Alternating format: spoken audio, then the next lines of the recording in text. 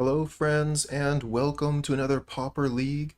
Today we're going to be playing Boros Bully with a little bit of a twist. We're trying out the gates in the Boros Bully deck. Um, the spell choices are the same as this other Bully deck that I just had in my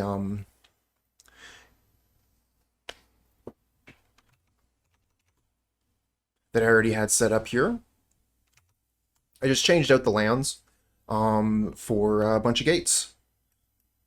And we're going to see how that works. I kind of feel like this was a very natural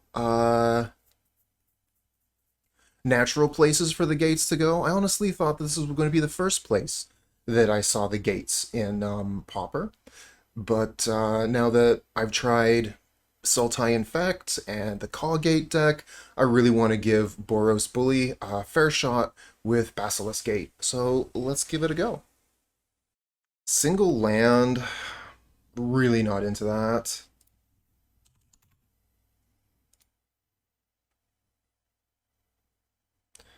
We do have looting to be able to find more lands and a bunch of cards that we're okay with discarding.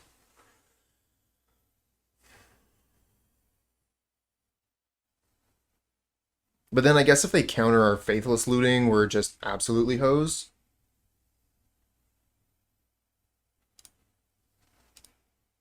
This is so much worse. Can I have the other hand back, please? Opponent is on Deep Mulligan as well. I mean, we got Veteran into Thraben Inspector. We find basically any land and we can keep playing. Opponent is on a really deep mulligan too. They're going to 5. I'm going to keep this, get rid of one Faithless.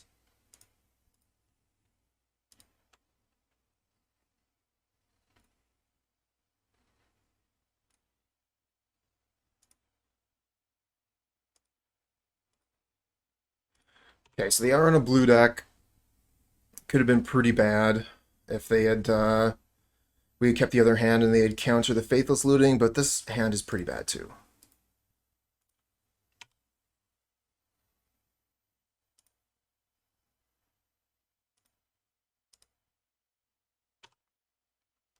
Alright, here's the Modern Age. Eventually that's going to be a real good blocker.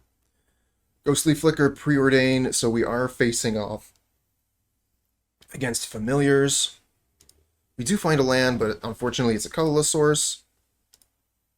Will be good for cracking clues and the like, though.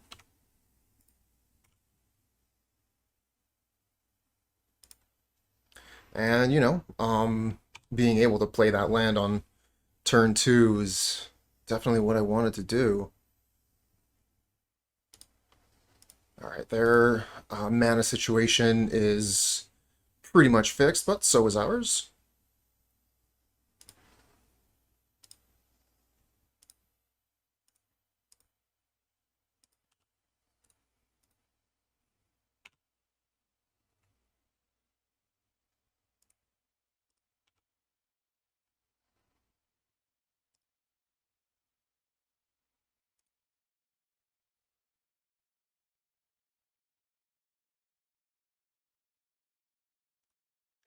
Oh, Muldrifter into Ephemerate. Well, that undoes their mulligan. Yep. Oh, I'll just casually draw 4 cards. Seems good. Can't really attack into that either. Do get a second gate.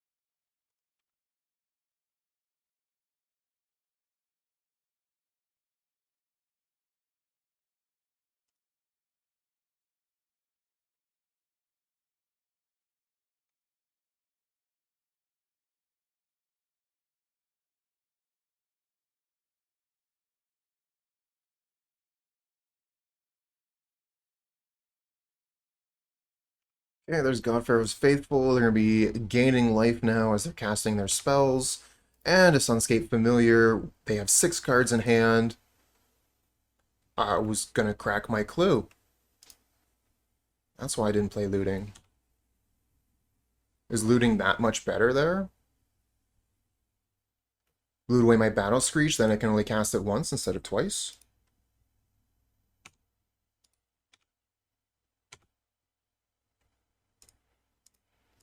This way I get an extra card for my Faithless Looting. Ooh, I like the Lightning Bolt here.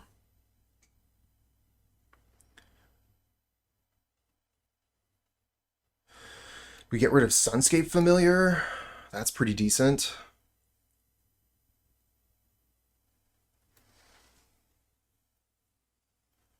I don't think we need to hold up Prismatic Strands. So we could bolt this. Maybe give this +2/+2? That doesn't do anything. They can just block here.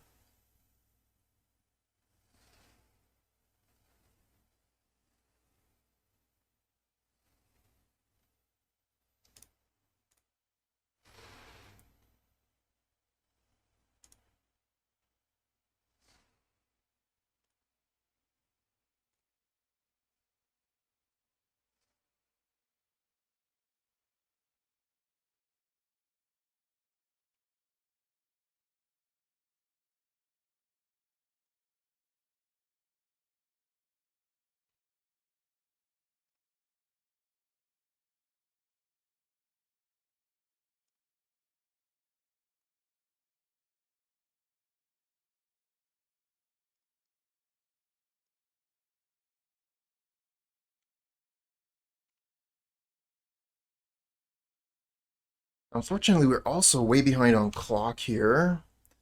Something that I would consider against Familiar's opponents is trying to clock them out. So we're going to have to play a lot faster if that is our end game.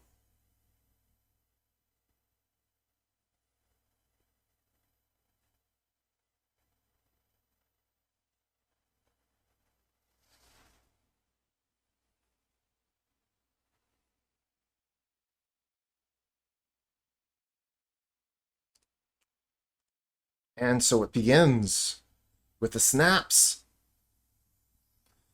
When you've got a Karoo land, snap is positive mana. Oh no, now they can Archaeomancer, get back snap. Okay, they're going for the Ephemerate. They don't currently have any white mana open. Maybe they have another snap? Yeah, okay, that's what's going on here. So we are in trouble deep here, but this is going to allow us to catch up on clock.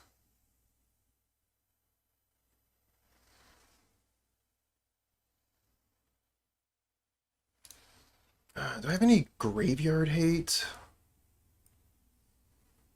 Not really. None at all.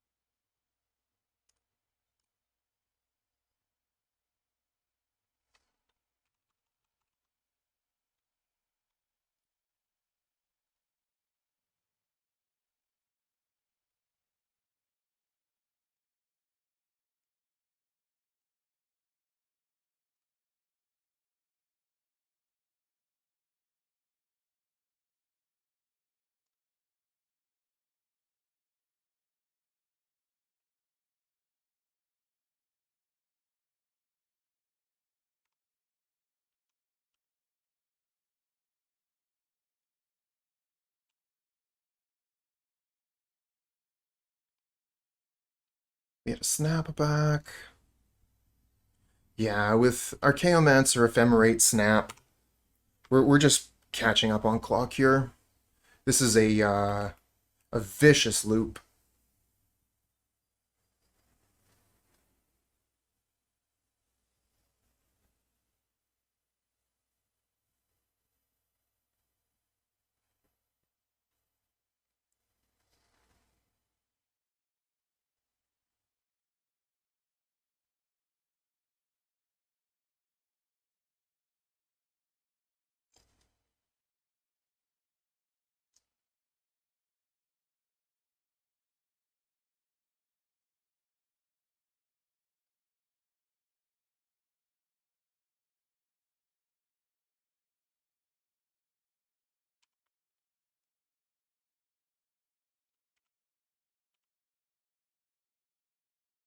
They can even ephemerate Archaeomancer and then return snap, snap whatever I target with Basilisk Gate.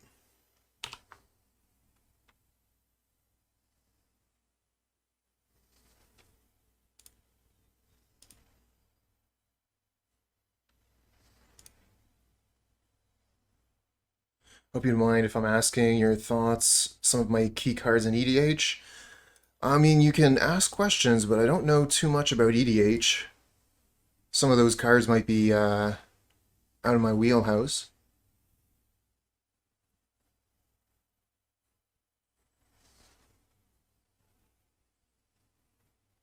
By Faithless Looting, I still have enough mana for Basilisk Gate. Oh, I like Rally.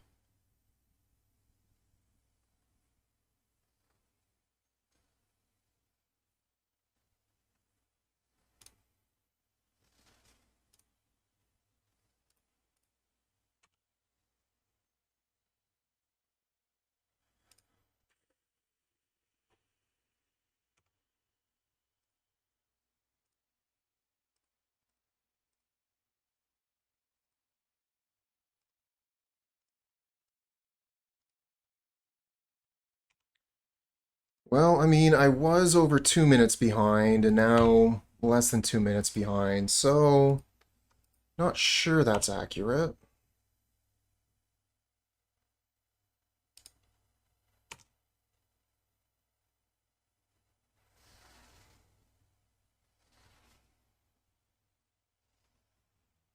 I do still have to take my turns.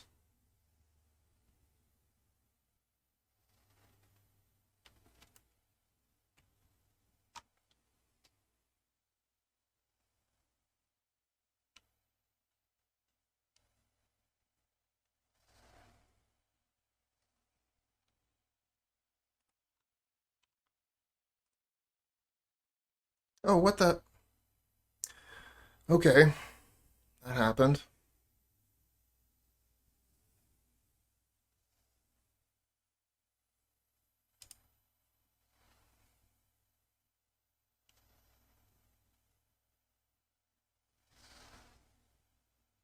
Was intending on triple blocking the Vector Glider, preventing blue damage, but well. That probably would have been countered. We probably would have lost our birds anyway.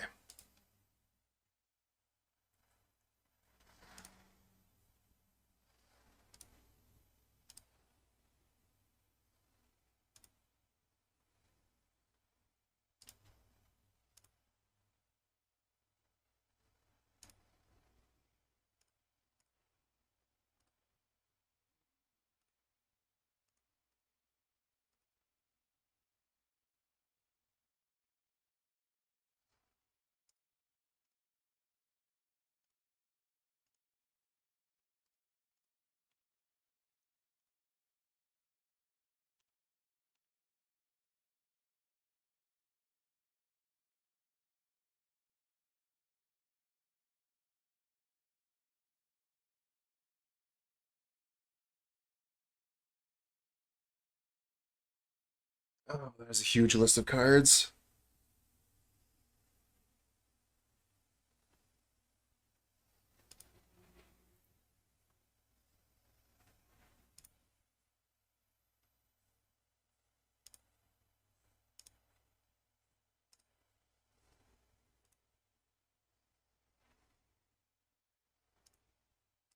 Oh, that resolved? I didn't think it would. Probably saving their counterspell for this.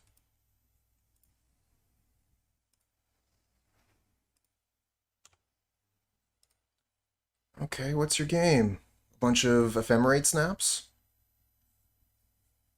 Ghostly flickers? Oh my god.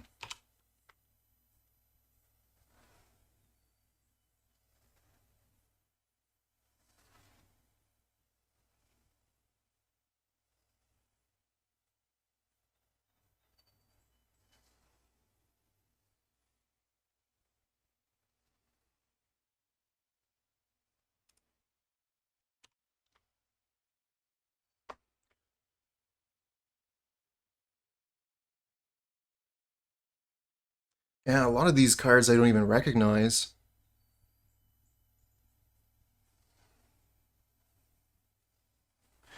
Triskaidekaphobia.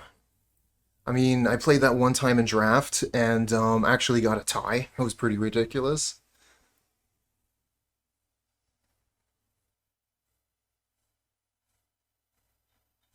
Definitely like Gonti. Gonti is great.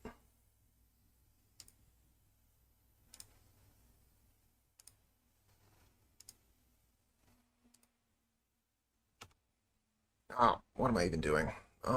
Distracted. Not like we're gonna win this game. Just gotta keep on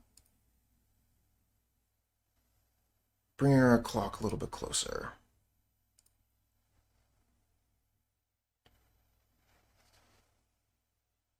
By the end of this game, they should have less time on their clock than we do ours.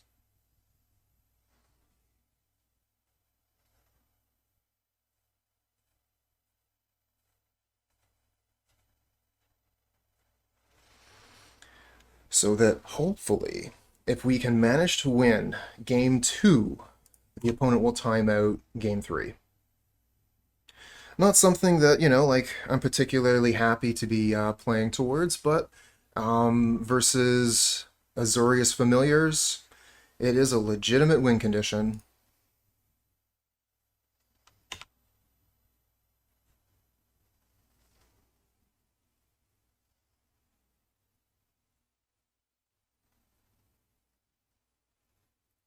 Oh, look at that. I'm already 20 seconds ahead. We haven't even finished the game.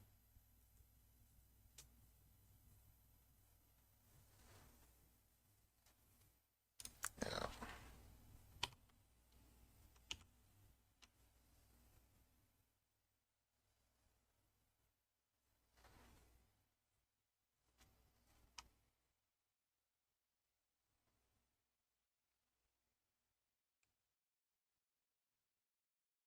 Ooh, now they're ghostly flickering a pair of Archaeomancers.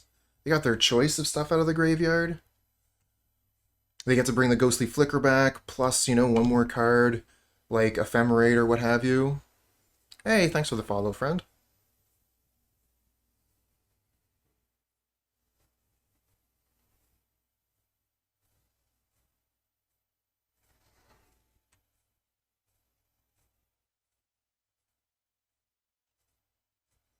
Slowly snapping all my critters up.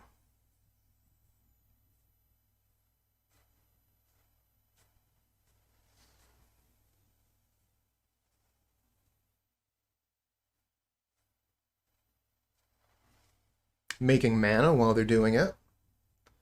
Because of the Karoo lands, giving them an opportunity to play a Muldrifter basically for free.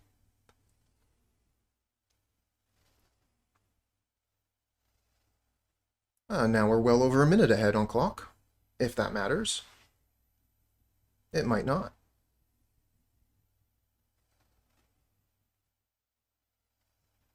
But yeah, if you're looking for a very powerful Azorius list, Azorius Familiars has been a deck in the format for quite some time. It hasn't seen any bans in quite a while as well. Really solid option if you're into a control strategy that you get to like do all the things towards like the middle game, the end game. You just feel so strong, like there's no way you could lose.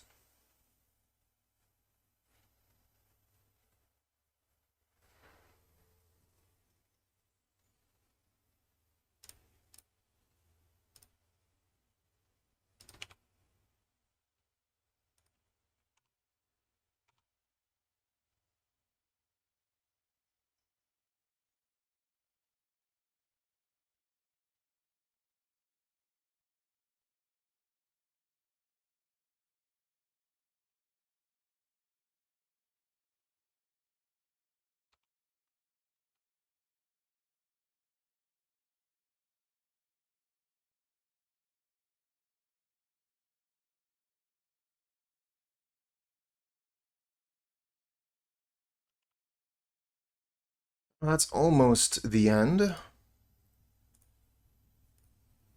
Maybe we should have used Prismatic Strands on that one. I was F6'd anyway. I don't know if we're going to get another opportunity to do that, though.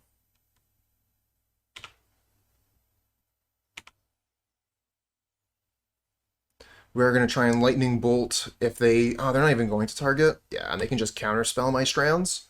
That's cool. And no way we can prevent lethal if they counterspell this.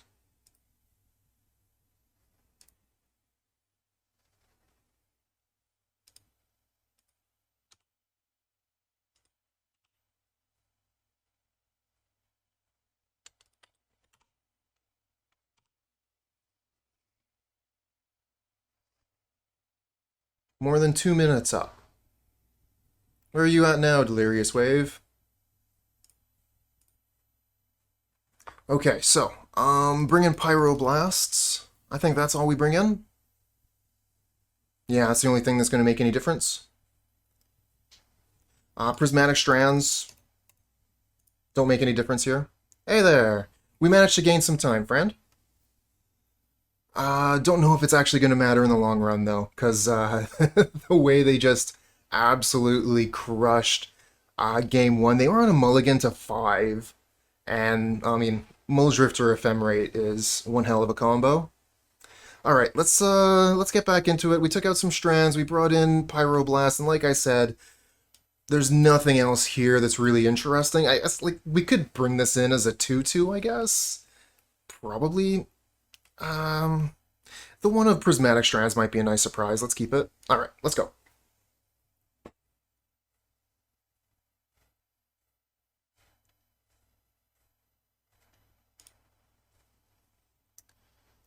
Yeah, this is fine.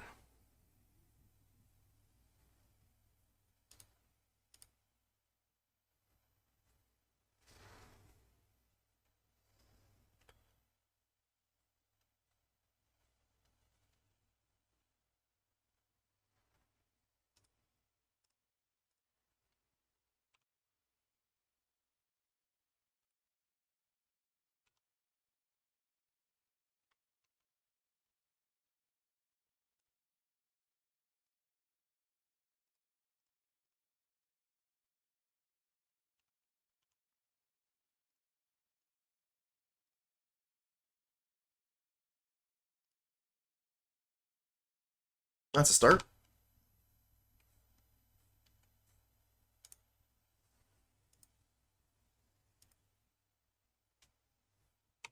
Okay, they got the God Pharaoh's Faithful out quick. Gonna be a good blocker for them, gaining a lot of life over the course of this game. We do have a Lightning Bolt here to try and kill it. So we could attack with both, and then if they block, play Squadron Hawk, use a red mana Lightning Bolt.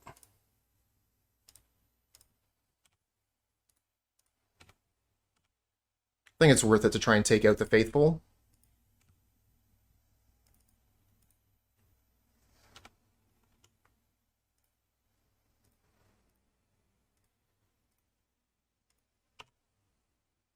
That's blocking and gaining life every turn. Now we just got rid of it.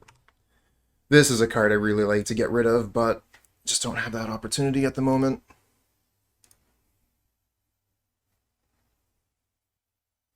Another thrilling discovery.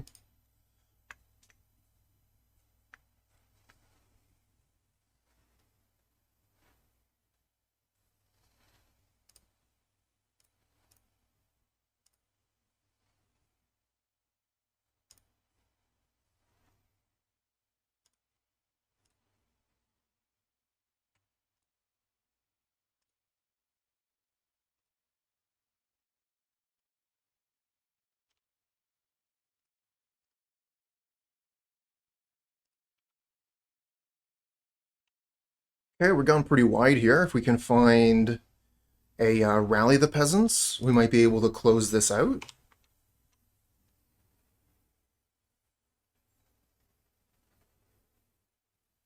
Of course, a Basilisk Gate would also be appreciated. We could pump a flyer by 3. Get a Plains. We could Thrilling Discovery these two, try and find something relevant.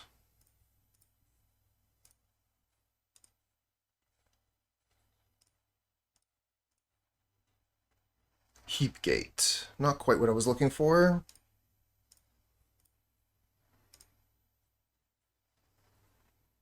Oh, here we go. Found the Rally the Peasants we were looking for.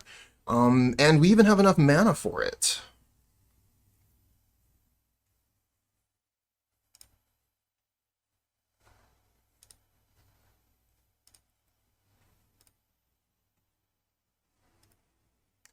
Double blue, they probably have Prohibit, but they can't prohibit this with only 2 mana. Could also Battle Screech. Rally the Peasants will just be way better next turn that way.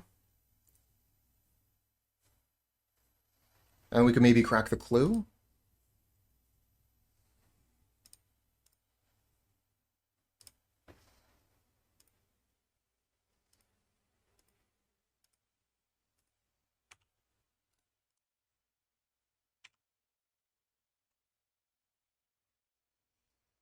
There's some good aggression here.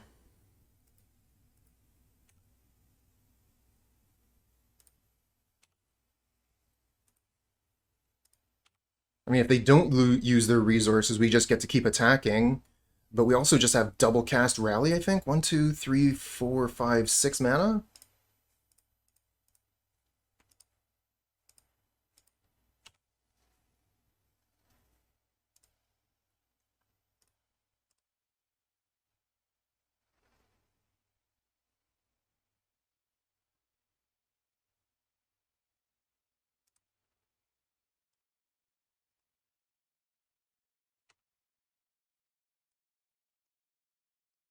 Makes sense to leave that one back. The Sacred Cats we can recast, so if they block them, that's not a big deal. So it doesn't look too suspicious to hold the Thraben Inspector back, so we can double cast Rally.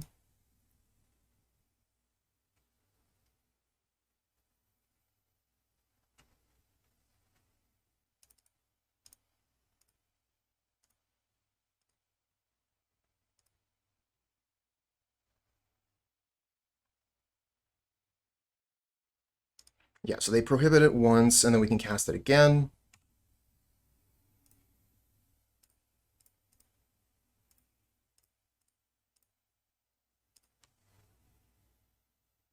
Oh, they have Dispel. Damn. Okay. I guess we played into that.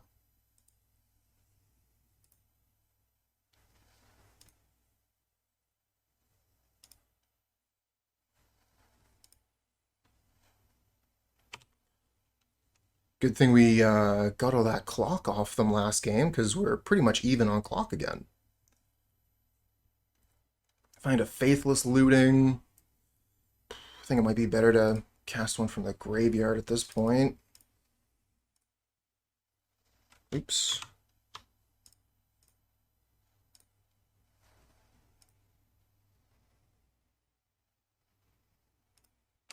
Hydroblasted, okay. We can attack in with our flyers, we lose one. We attack in with our ground army, we lose one of those two. It is damage, though. We can recast some stuff.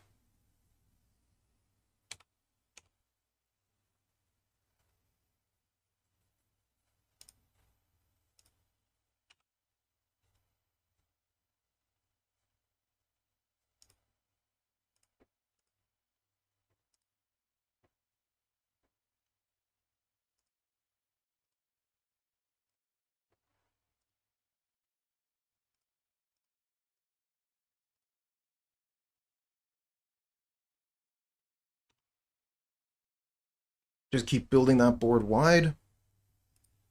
They're going to Ghostly Flicker.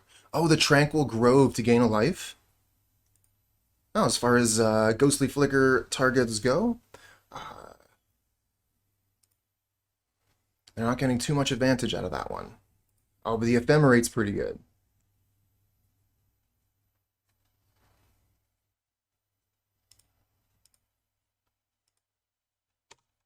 Ephemerate gets them 2 Sleight of Hands from the Seagate Oracle. And with a Ghostly Flicker, that's 3 Sleight of Hands total, instant speed from 2 cards. Pretty good.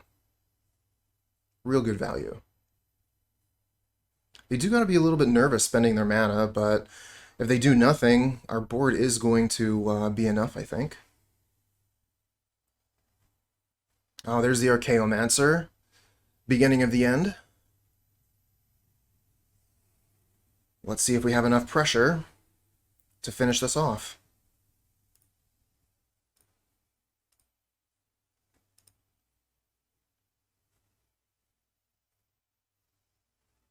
Kind of sucks with no Basilisk Gate, you know?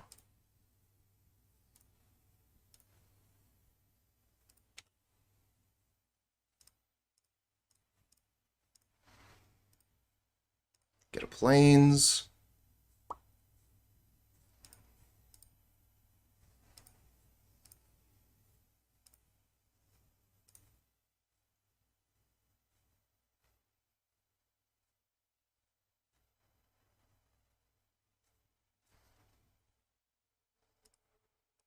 Like the Pyroblast here. Going for some combat.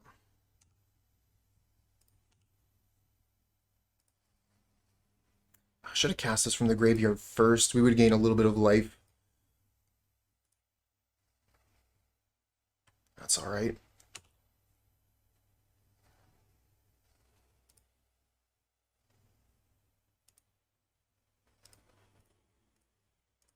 We still have the Springleaf Drum to cast the Pyroblast with, thanks to Thraben Inspector.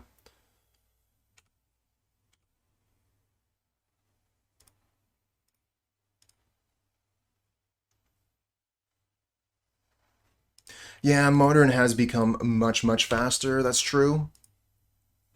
I mean, personally, I'm a big fan of Pauper. As you can imagine, I play a lot of the format. Would highly recommend.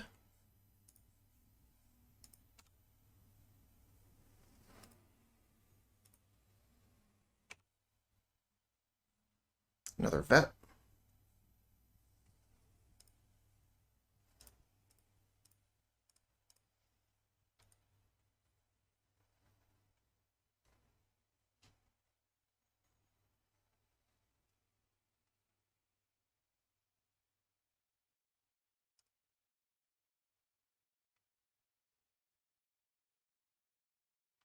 If I cast the Battle Screech, I don't have Pyroblast mana up.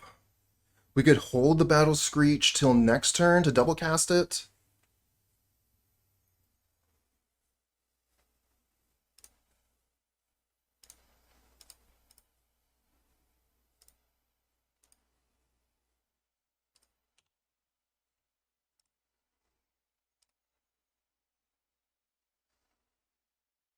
I don't think it's worth it to only get 1 damage in.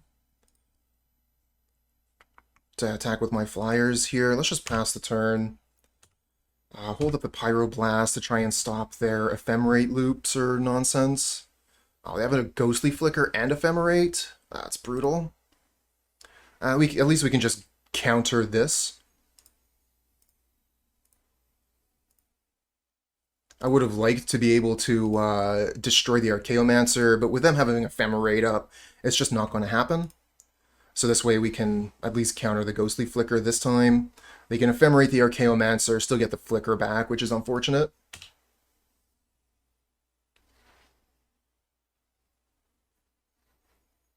But they might be playing around like Lightning Bolt in hand or something.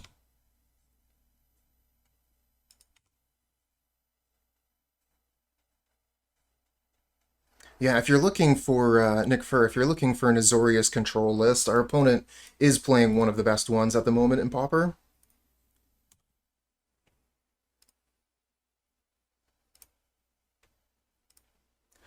Just like to auto-yield to these.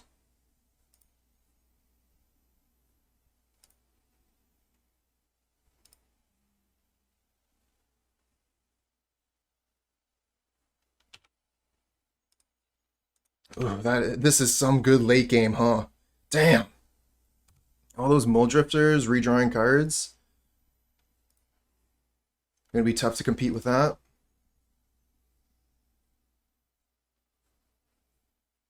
Oh, okay. I mean, Pauper is a an eternal format, you know, similar to Legacy or Vintage, but we only get the common cards. It's a format that feels like the color pie really matters, and it's gotten a lot faster recently, but grind is really important. You know, like your creatures being able to do extra things, be it, you know, draw extra cards, be played twice.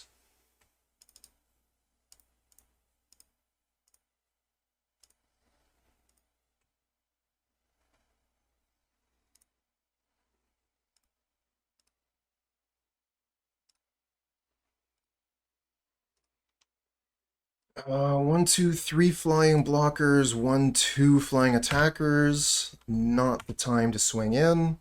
And I think we might have lost our chance, honestly. And at this point, we can F6. Opponent, we don't have anything. They ephemerated, we didn't have a response. So we don't need to continue bluffing Lightning Bolt.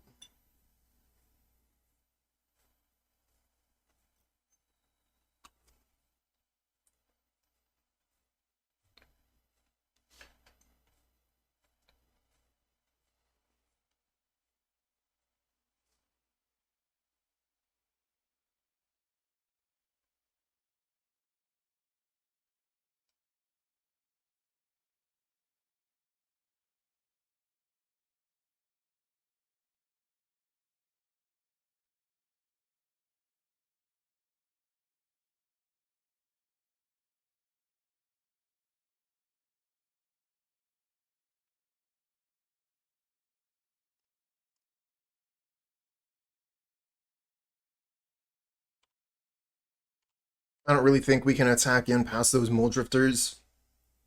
I mean, we don't have anything to pump our critters, so we just be sending them to their doom.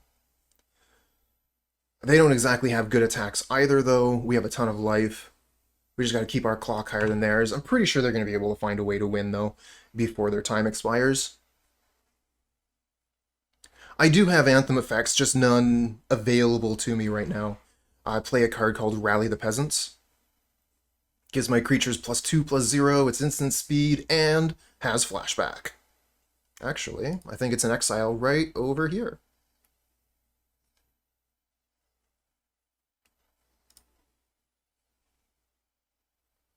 Hey, Prismatic Strands. Not a bad card when you're trying to stall things out. Is going to potentially prevent a combat step from the opponent. I can just F6. It'll ask for my blockers, and then I can make sure I turn off auto yields and cast it if I want to.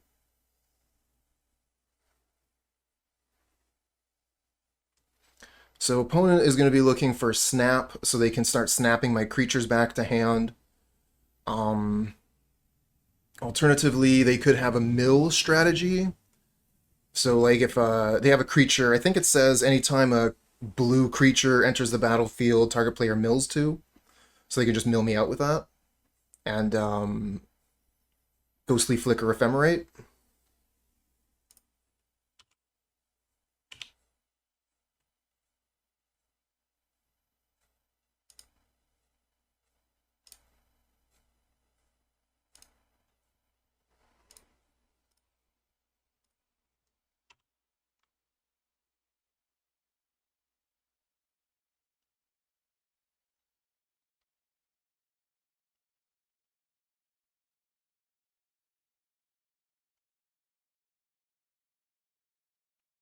Oh, they got the snap. So they can start doing snap stuff.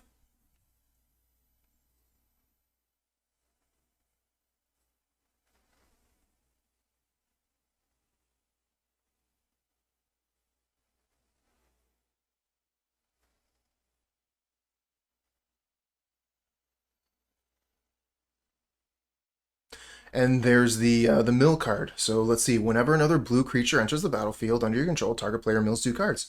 Ah, exactly like I said it was. That doesn't happen every time. So yeah, they can just start milling me, and that's going to be their win condition. And they should have enough to... I think they could probably just kill us right now, so that on our draw step we die.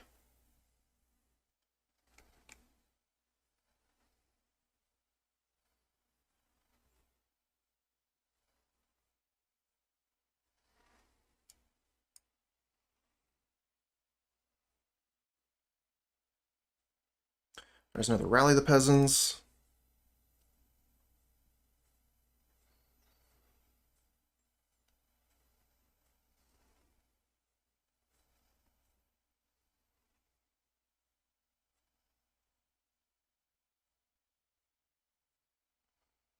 So yeah, it just costs 1 mana every time because of Sunscape Familiar, and they've got plenty of blue mana to finish it off, because they're able to Ghostly Flicker, the Archaeomancer. I guess you could just like Ghostly... Yeah, it's infinite. You Ghostly Flicker the Archaeomancer and the Island. That gives you all the mana you would ever need to do this, and the spell back. So it's infinite here. GG's.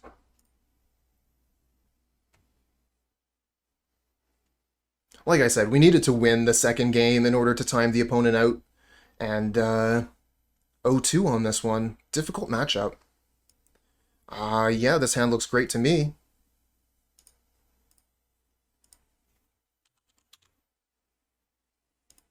Got a Basilisk Gate, got Battle Screech.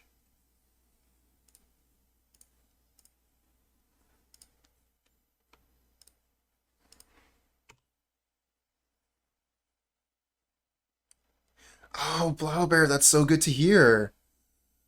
Oh, that's excellent. Congratulations. Speaking of Ponza, I think we're about to face it now. Not actually what I wanted to be seeing here. Ponza is going to be pretty good versus our gate strategies.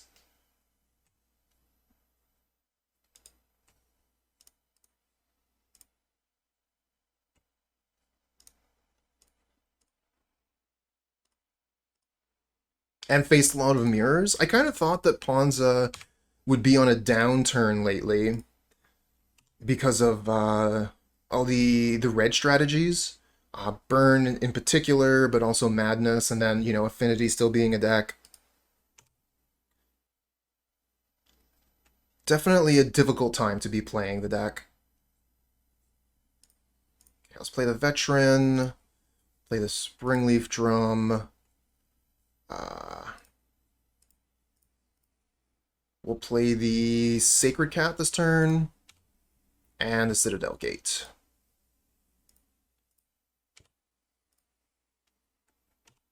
So next turn, Basilisk Gate's ready to go for 2. Sideboard is half life gain, half affinity hate. That's the way to do it. Absolutely. Acid Moss on my Citadel Gate. Yep. So yeah, Basilisk Gate not looking too hot anymore.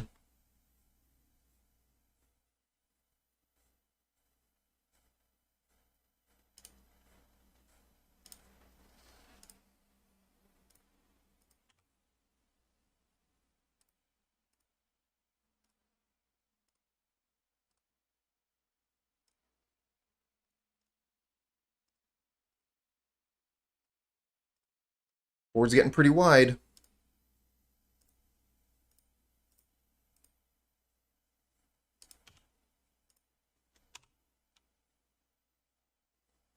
Hey, Blaubear. Thanks for the comment. No, the top of my head is not available as part of a channel point incentive. That's just the bottom half here, which you can see is still quite luxurious. No, I went over to my parents' place for the weekend, and it's pretty hot over here, you know what I'm saying? So got rid of some of the hair off the top of my head. It's a little bit cooler now.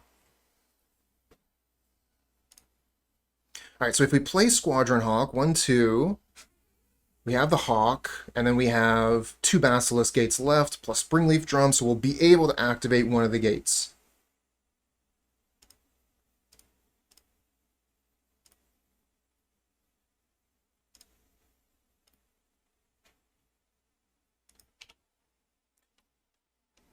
So the question is, do they have any kind of like lightning bolts or whatever? I don't think it changes anything, though.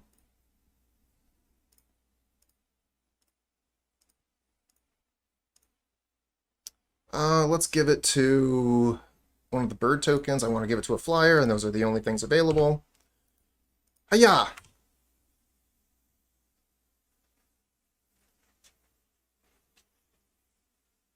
Oh, they didn't even block with Visionary? Why wouldn't you block something? Block the Thraben Inspector. Take 1 fewer damage. I'm tapped out. I don't have anything else to be able to kill your Visionary. I think this is a concession. Yeah. Alright, so we're playing against Ponza. We could bring in Revoke Existence. I think that's the only card we really even have. Maybe we probably want to bring this in. They probably have Breath Weapon. I don't think I've actually mentioned it this stream. If you have played Pauper in the last year, and, you know, like, I mean, like a league or whatever, you know? If you played a Pauper league in the last year, you've actually got a whole bunch of free cards waiting for you in your collection. So Modo realized that the drop rate on the Baldur's Gate cards wasn't giving the Pauper players the opportunity to play the new cards, so they gave us a bunch of really cool cards from the set, including Breath Weapon, Arms of Adar, and all of the gates. 2 of each. And a bunch of other cards as well. I don't know, like, is that ever happened before? Is this totally unprecedented? Modo just giving a huge bunch of cards to people?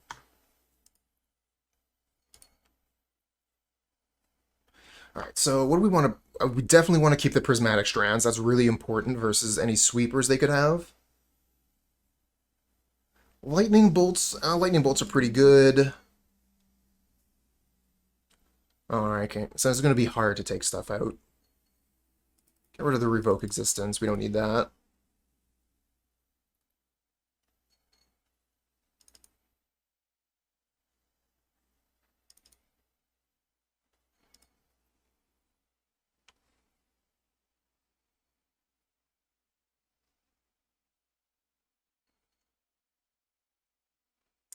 Missing a color. But the hand is definitely interesting to me. Maybe this is one colored source. This could be a trap. We could just lose our planes. We get Heap Gate, so at least that's another colored source. Sort of.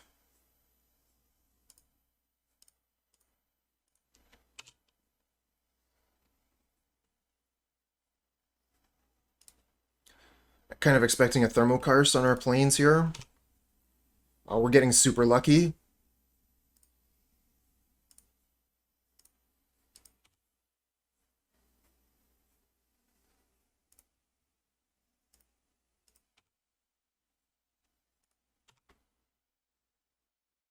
They're ready to go off as soon as they find a land, I'll bet.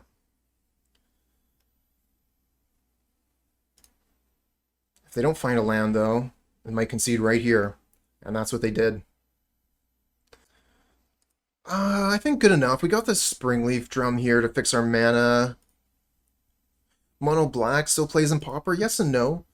People still insist on playing it. Not exactly a good deck, but it is getting better. Some better options to be played for creatures, for example, with Vampire Sovereign being downgraded.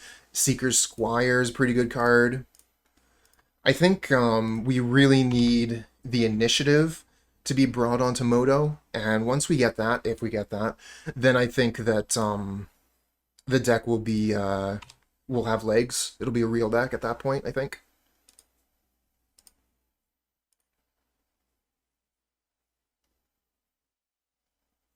But yeah, I spent a lot of time playing Mono Black Control in the past. It's the deck that got me into Pauper, or back into Magic, rather.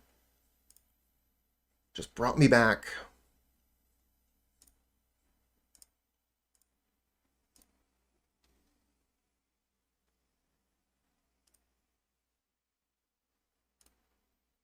Kind of want to kill this Fairy Seer. This way they don't have an opportunity to ninja. And then next turn we can start putting out Hawks to keep their fairies at bay. It also makes their spell stutter sprites worse, so they can't spell stutter sprite a Squadron Hawk this turn.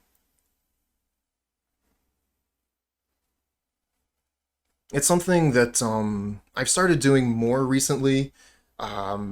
Just, you know, like bolt that first creature out of blue so they can't get a turn 2 ninja. Echoing Decay. Okay, good to know. Good to know. Very good against our Squadron Hawk, so knowing it's there is a big deal.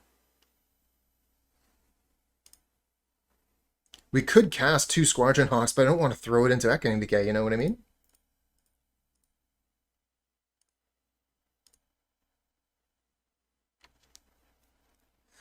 Gates again. Different deck, though. I've played 3 different Gates decks, if you include this one. Just really interested to see, you know, like if these are going to become the staple, the standard in Pauper moving forward, or is this a flash in the pan?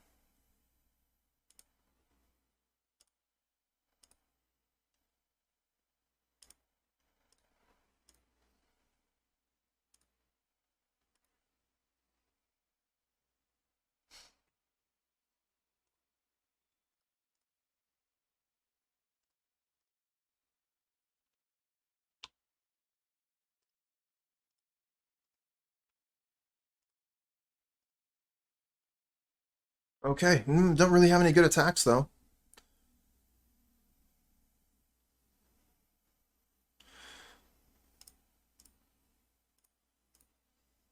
They don't have black mana yet. I'm going to bring out another Squadron Hawk. This way we can get some better combat going.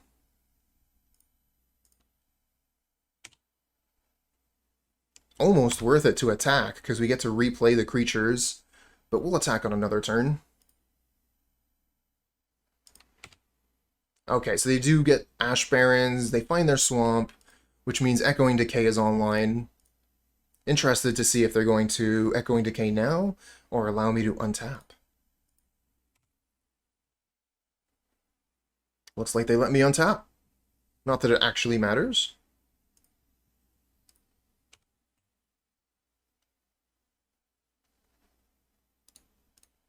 Attack all.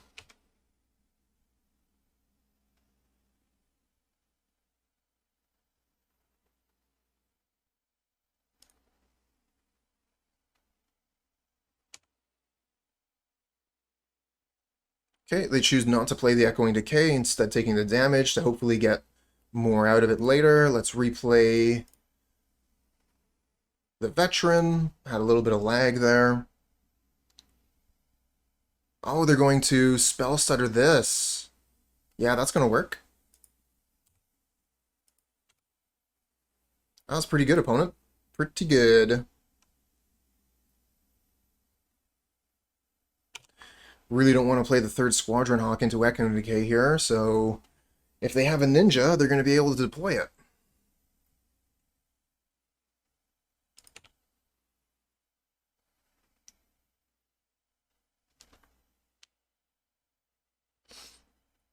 Yeah, this is not a card you see very often anymore. Some people are still playing it. You saw it a lot more when Chatterstorm was a deck.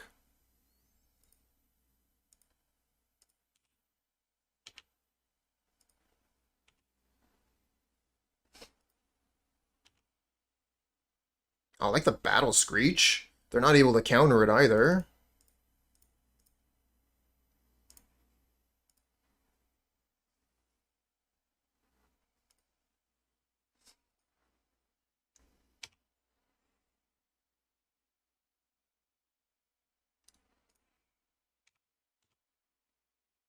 And we'll leave the other side in the graveyard for now so we can avoid the Echoing Decay. I guess if I had just attacked with the Flyers, maybe they wouldn't have used Echoing Decay then. If I had kept the Battle Screech available for recasting. In any event, I have a blocker for Spell Stutter Sprite. I don't really want to block the Augur of Bolas, though, so I guess if they have a ninja, they're going to be able to deploy it here.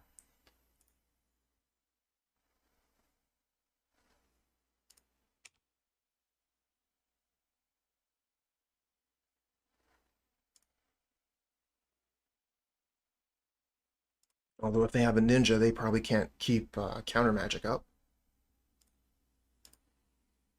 No attacks, no ninjas. Another Prismatic Strands. Not that useful in this matchup.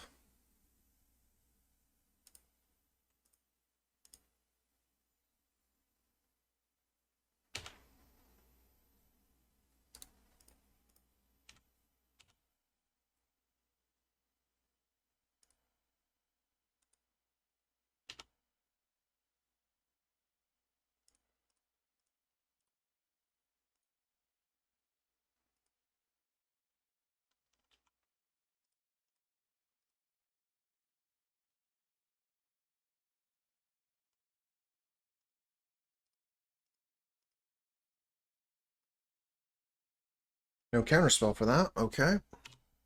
Oh, we've gone wide. Do they have another decay?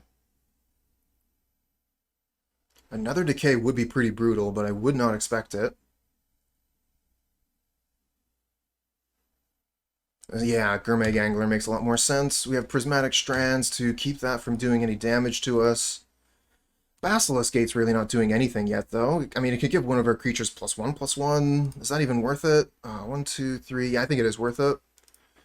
Get that little bit of extra damage coming in. Still have enough for Prismatic Strands with the Springleaf Drum here. As long as we don't attack with the cat. Hold that back.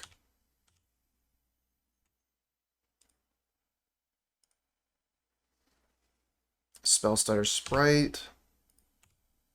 So they can use that to chump or trade, choosing to trade.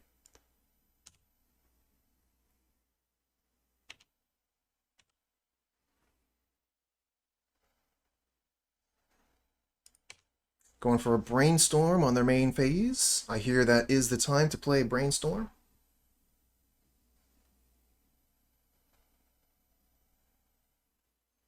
Now, are they locked? They could have Ash Barrens in hand. We can just take 5 here. On the other hand, we have the Prismatic Strands ready. Why not cast it, right?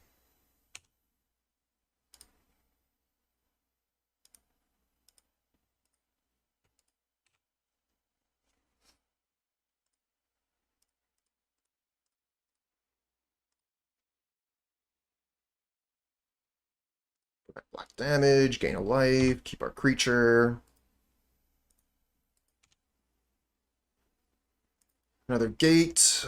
That makes our Basilisk Gate that much better.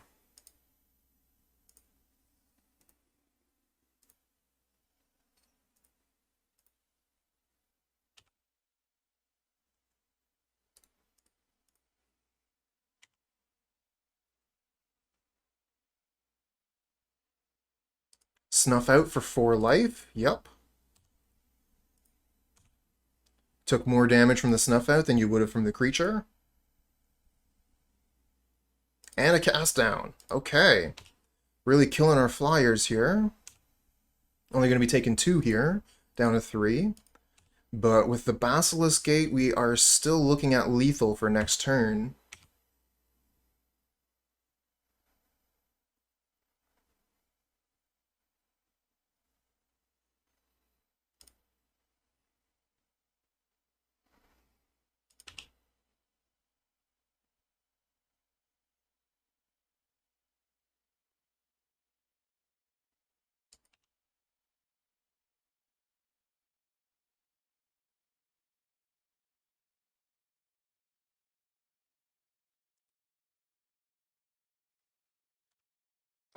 They're tapped out, so death? This is just kill? They really wanted to wait on that cast down until I targeted something with Basilisk Gate. I think that was a bad play.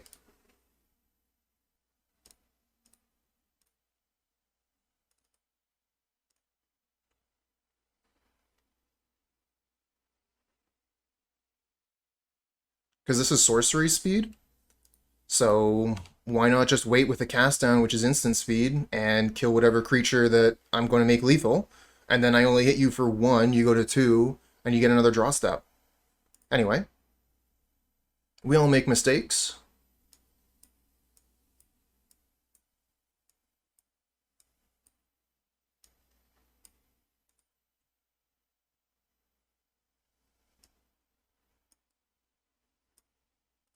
Not a huge fan of Faithless Looting versus Spellstutter Sprite decks, personally. And I don't think Prismatic Strands are very good in this matchup either.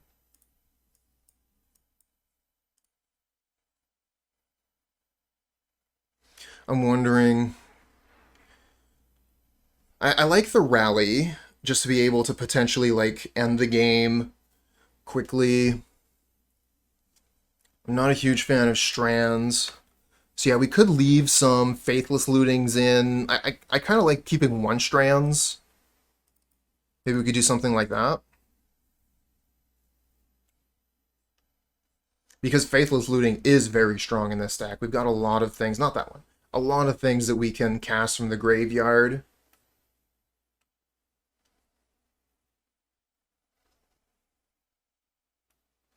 This is actually really good too. Turns all our birds into 1/2s, so Faeries can't really block them effectively.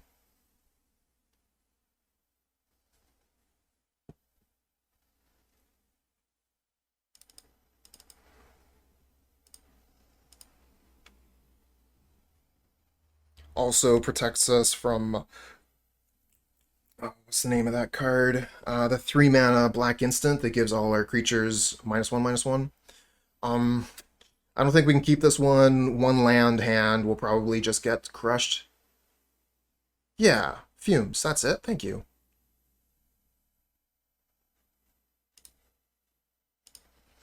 Another one land hand. This time we have Springleaf Drum, though. I'm more interested in keeping this one. Going down to 5 does not seem like a winning option. Every time the opponent skips their main phase, I think they're going to skip their whole turn. My heart skips a beat. Another land. Nice.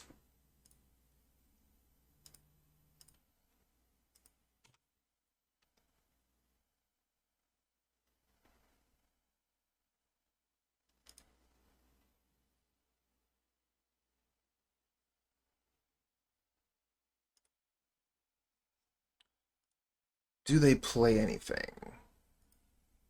Okay, so right here, if we play anything, we're playing into Spellstutter Sprite. So I'm going to play Cliffgate and pass the turn. Not interested in having my Spellstutter Sprited and then them casting a Ninja and getting their Spellstutter Sprite back. That would be awful. Do not want that.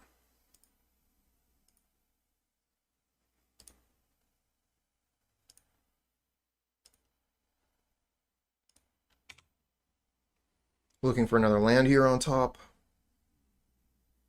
Find one. Very nice. And let's deploy a Veteran.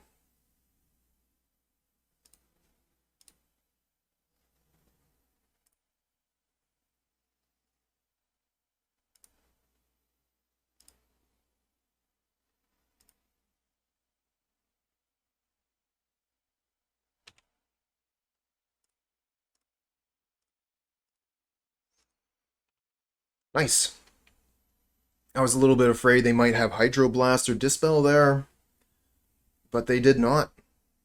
Okay, they're using Brainstorm end of turn, so they're locking themselves into the cards they drew, aka Brainstorm Lock. Preordain will help them out a little bit with that.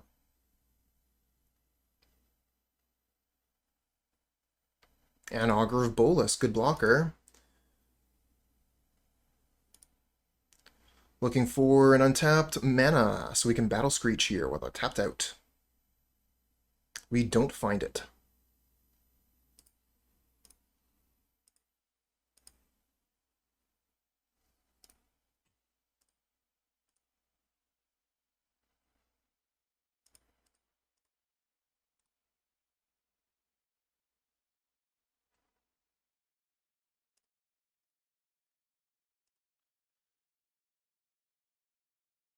Alright, so we have enough blockers here that we could block and kill Augur of Bolas. We also have Pyroblast up. And Suffocating Fumes would be a beating, but we would be able to potentially recast all of these cards from the graveyard.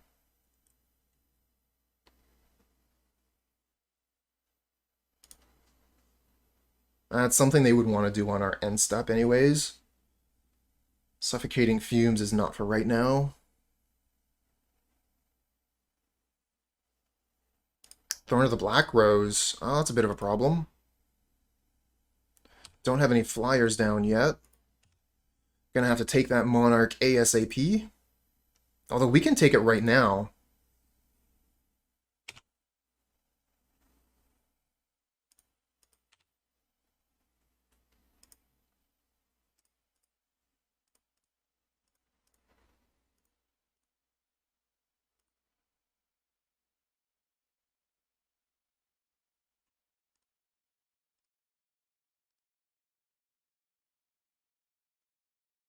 Hey, blind. I want to be the Monarch. Yes, indeed. Got the sides cut off. It's too hot, you know?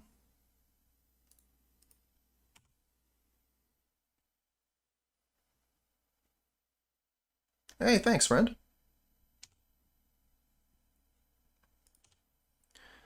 Definitely a dangerous option to be playing the Monarch versus Boros. I usually take the Monarch cards out or really cut them down when I'm playing against Boros. They just have so many creatures, so many ways of coming in and attacking. Okay, yep. Echoing Decay, good way to get rid of my critters. Echoing Decay really showing off there, getting rid of all of my birds.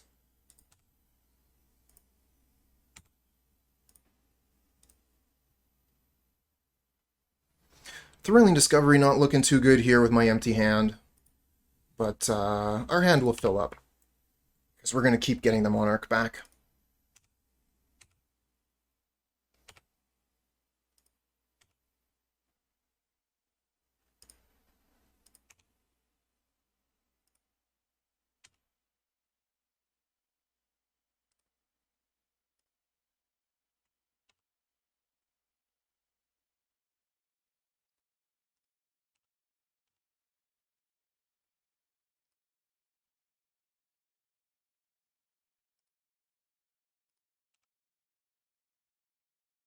If you don't have removal there, I kind of like no blocks. Like, they could have had Snuff Out, kept the Monarch.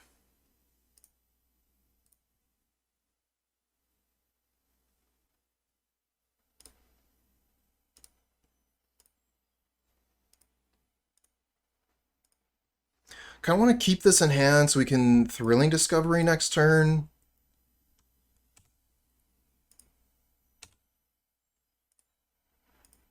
I like discarding that. Maybe we can just keep the Monarch this turn if they don't have another Echoing Decay.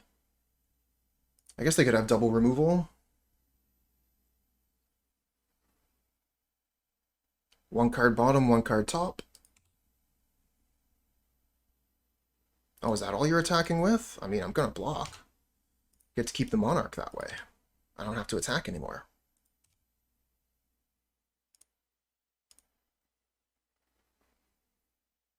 They could have Spellstutter Sprite for Thrilling Discovery. That would be a bit of a beating. Squadron Hawk. Okay. I guess if they counter Thrilling Discovery, we just get to go Hawk.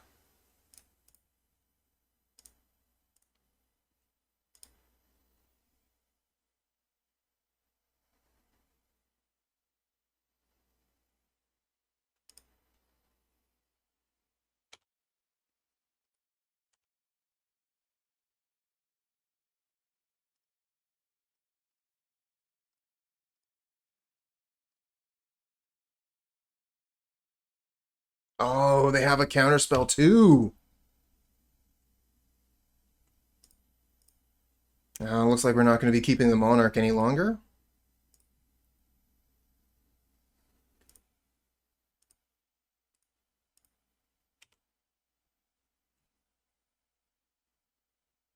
Yeah, we don't have to attack here. Let's keep that creature for later to get the Monarch back again later. I think they just attack in here with Spellstutter Sprite, turn it into a ninja. That would be the best thing for them. Yep. That's rough, buddy. Oh, geez, Okiba Gang. Okay, yeah, I discard a land.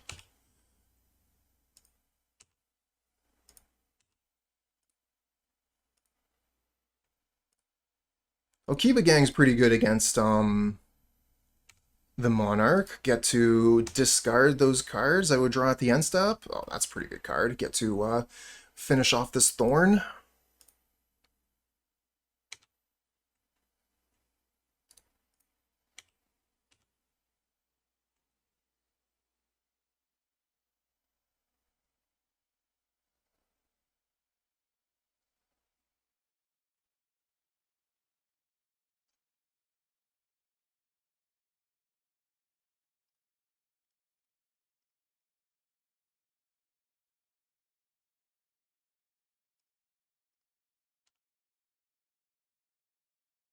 Gain 3 life, become the Monarch again.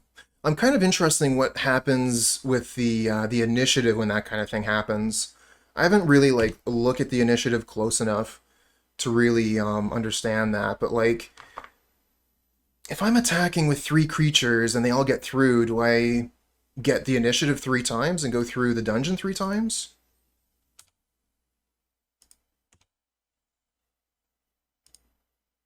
Okay, that's not the worst thing to discard.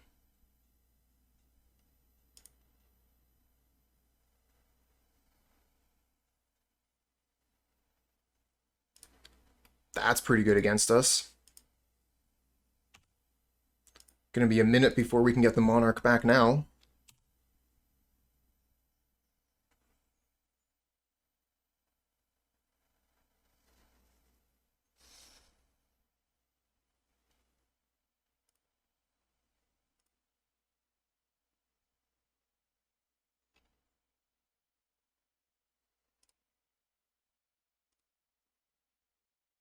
Titan, good morning.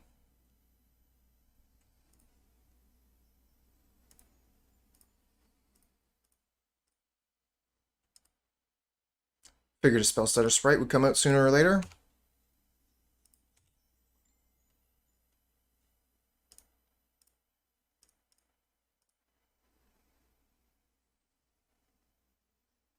Ah, thank you. Thank you, Iro. Appreciated.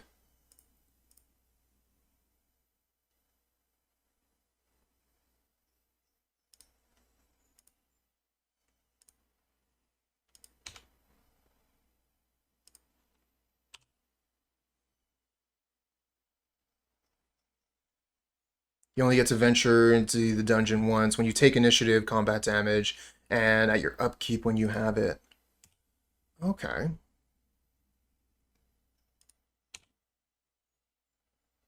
And then, yeah, anytime you, like, cast another initiative creature, you get it again. Cheers, Titan.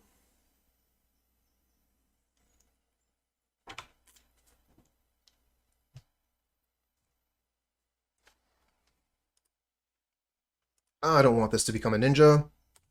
I'm gonna block it.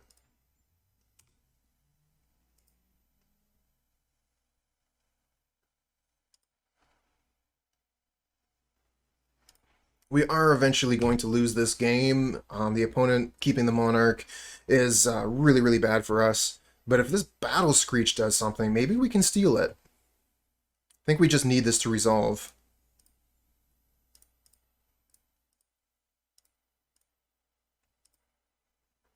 Do they have a counterspell?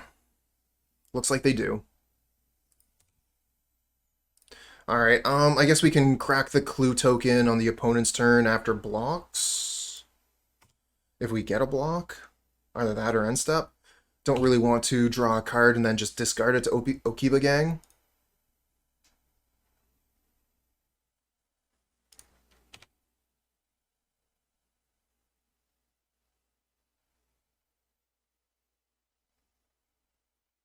Summer break as an educator, next level fantastic. Oh, glad to hear it. You get a couple months off, that's got to be a great time. Here comes another ninja. Ninja of the deep dish. Yeah, an opponent is outdrawing me by so much. It's going to be really difficult to come back into this.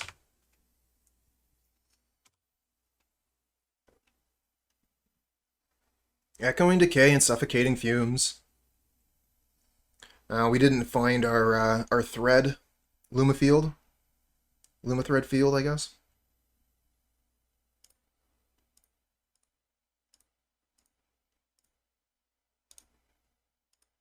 Cliffgate, not what we're looking for. Basilisk Gate's a good card.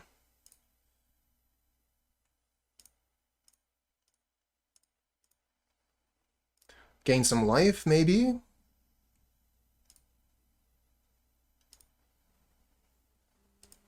Brainstorm in response.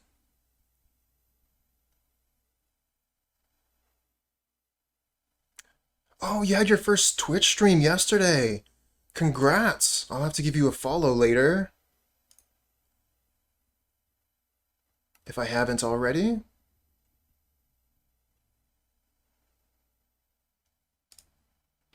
There you go, friend. Followed.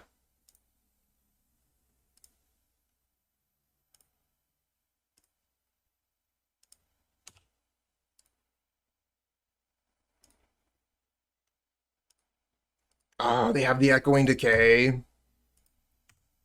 Get nothing. Can attack with Thraben Inspector, they block with Okiba Gang, Rally the Peasants, kill Okiba, also lose my Thraben Inspector. Not that great when I have a Basilisk Gate ready to, you know, like, do some stuff.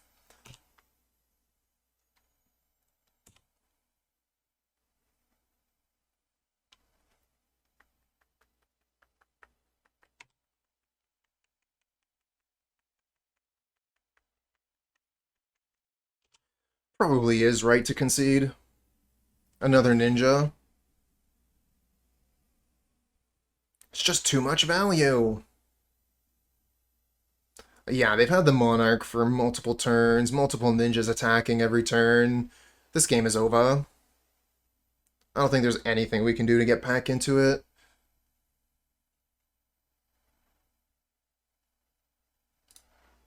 Yeah, drawing planes is definitely not the way.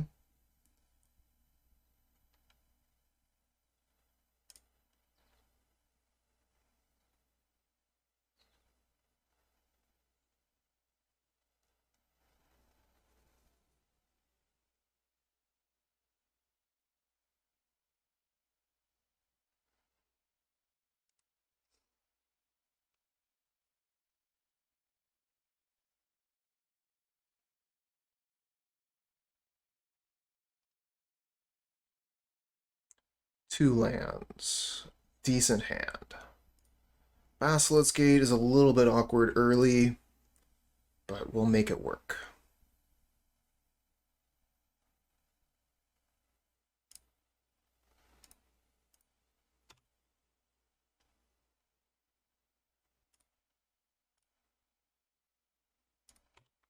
No creature turn 1 means no ninja turn 2. We had a Sacred Cat. I think I like Thraben Inspector to start. Get that clue on the board.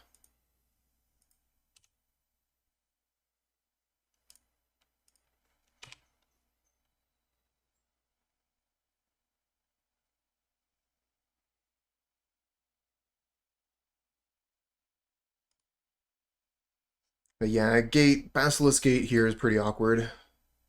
Not giving us the colored mana we require. Might actually just go for Clue here to try and draw another land. Depends on what we draw for turn. Okay, we draw planes. Nice. So we could play Sacred Cat Field. Or Thraben Inspector Field. I like Sacred Cat. I mean, Thraben Inspector is not playing into Echoing Decay because we have the field.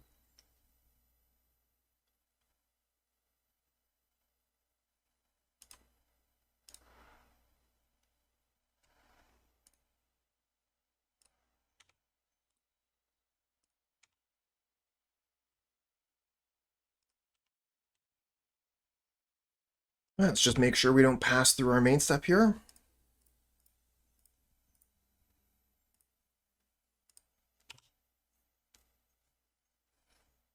Echoing Decay got a whole lot worse, and Suffocating Fumes doesn't really do anything.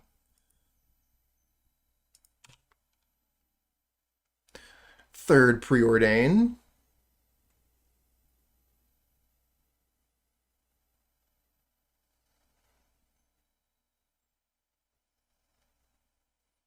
Yeah, drawing that Plains was really nice. Alright, so they're holding up Spell Stutter or Counterspell, and we have Electrickery or Pyroblast. So I think I'm going to attack, play Sacred Cat, respond to whatever they're going to do.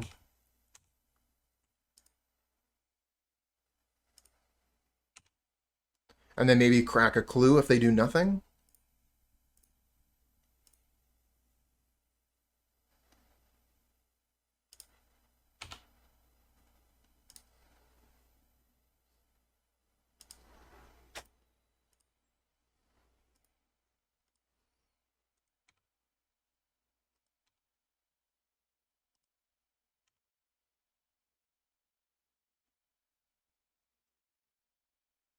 Yeah, the gates are pretty great.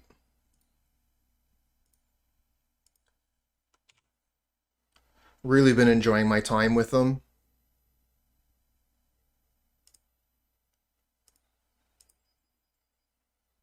Going to be looking at cracking a clue here and holding up Pyroblast.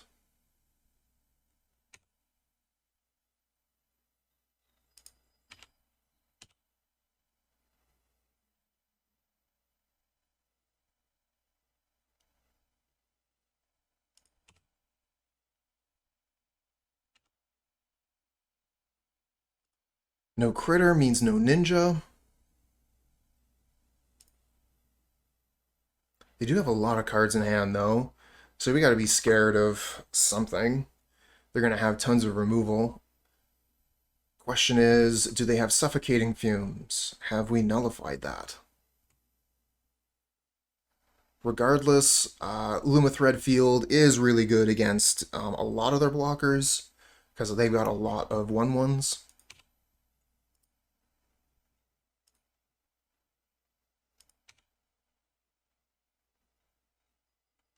Okay, get to crack a clue. And find another gate, making our Basilisk Gate that much better. I think we'll activate the gate, hold up Pyroblast.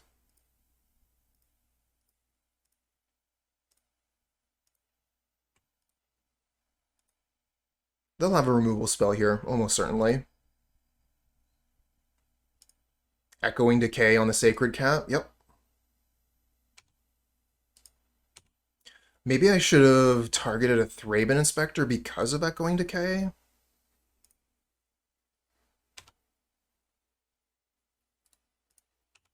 So we have a choice here. We can either bring Sacred Cat back, or we can hold up Pyroblast Lightning Bolt. They have 2 mana up for a Spell Stutter Sprite, so we are going to hold up the spells here.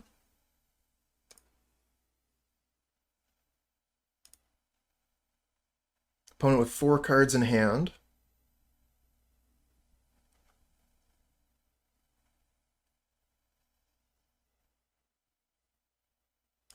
Just casting Okiba Gang. Well, I guess we're going to Lightning Bolt that.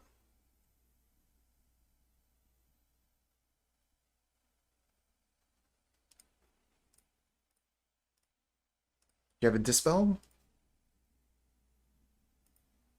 No. Okay. Rewarded.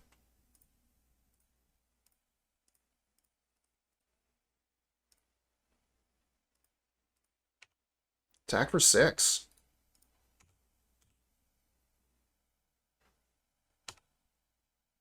Basilisk Gate getting in damage. Love it. Alright, let's cast a Sacred Cat from the graveyard, hold up Pyroblast.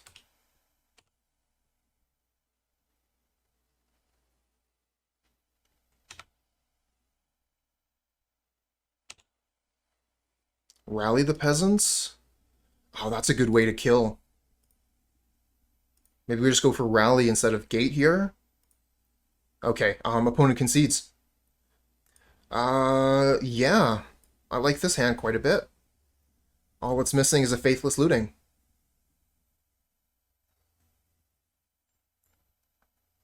Oh, yeah, absolutely, Bobber. Absolutely. But if you're already playing tap lands, which Bully was, I think it's an upgrade. The colorless mana from Basilisk Gate can be a pretty big downside as well. Fortunately, this deck has access to a lot of life gain. Funny though, we haven't played any burn decks this league. Was kind of expecting to be playing against a lot of burn. We haven't seen any. There's the Faithless Looting I was asking for, so we have it all.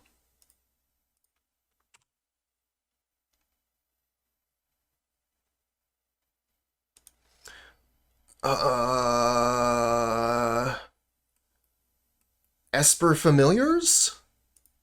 I'm guessing Esper Familiars. In which case we're in big trouble.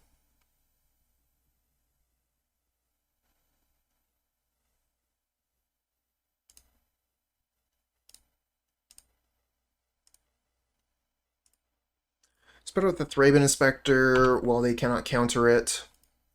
If they counter Sacred Cat, we can recast it. It is Familiars. We gotta face Familiars twice in one league. That's rough.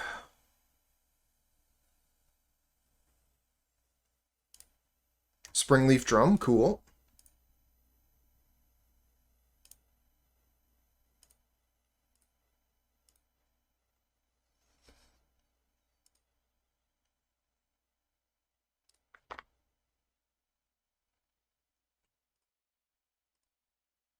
Are they going to let us cast Faithless Looting? They do! Okay, and we get a land, which is what I was looking for.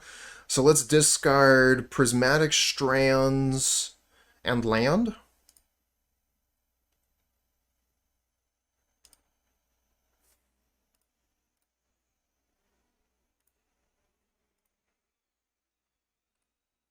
Okay.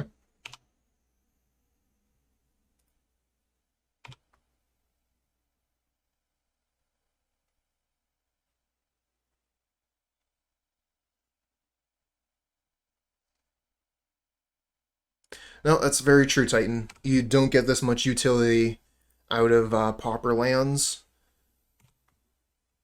I think one of the closest examples to, like turn after turn utility that you can get are the Scry lands.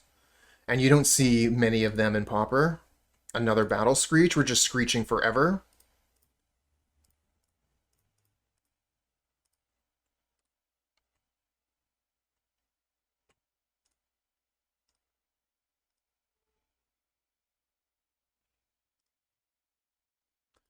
Tap like that, so that we can potentially block Seagate Oracle if we want to.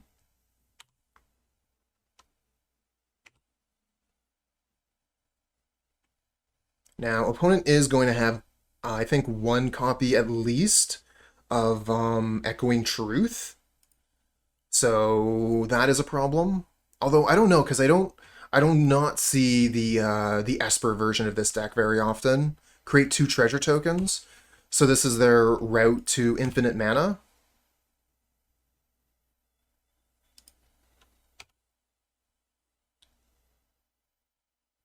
If gates take hold a bit, we see more Jeskai Wildfire.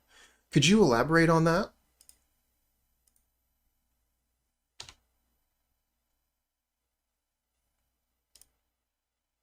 Oh man, I guess they could prohibit the Veteran. Oh well, let's go for it.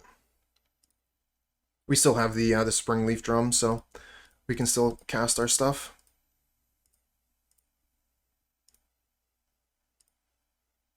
Oh yeah, that absolutely makes sense. Wildfire can hit the Basilisk Gate. Yep. And you know, there does also exist Ponza. Okay, so we're making them use all their treasures to prohibit the Battle Screech. We still get to recast it. And attack for 3.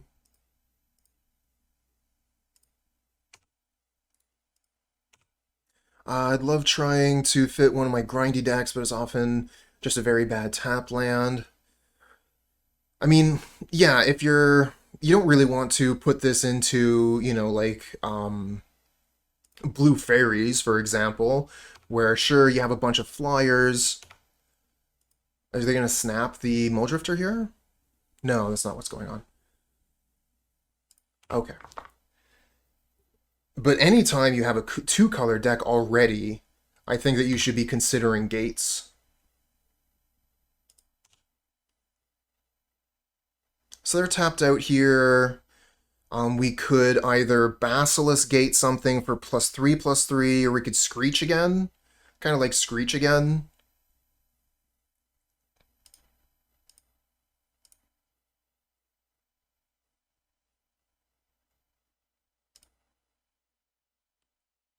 Oh my god, Pestilence? That's actually really, really good. Yeah, Pestilence seems like a great place to put the gates. I'm gonna write that down, actually, and try that. It's gonna add that to the list. Pest with gates.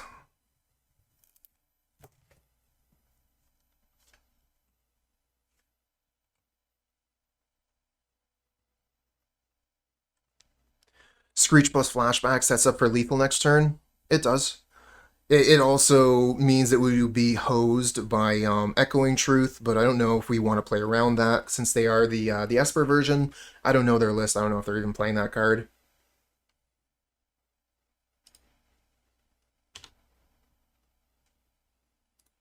Faster to do it this way.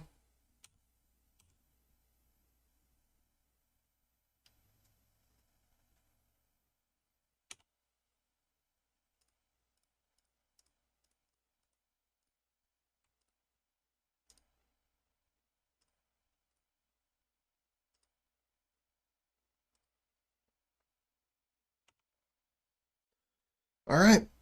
Don't Echoing Truth me, bro.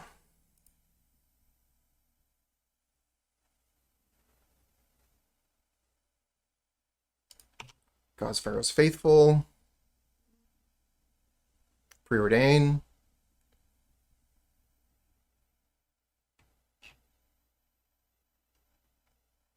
Two cards at the bottom.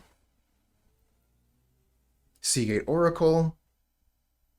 Just really looking for that way out of the game here. So we have 6, 7, 8, 9, 10. Doesn't look like lethal.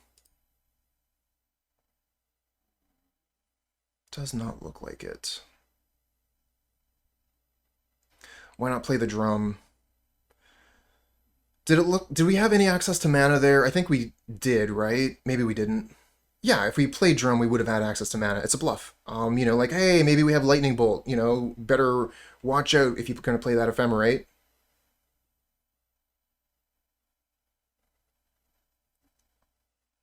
Hey, Luca. Yeah, this is one of the reasons why I'm testing out so many Gates decks. I want to really, really put this Basilisk Gate through the ringer and find out where it's good.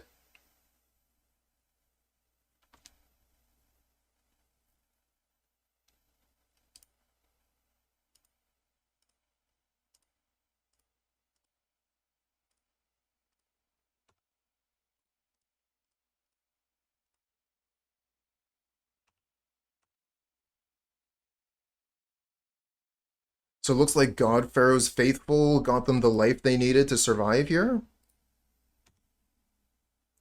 That's me too. I was also trying Basilisk Gate in effect. Sultai in fact, it was a really good time.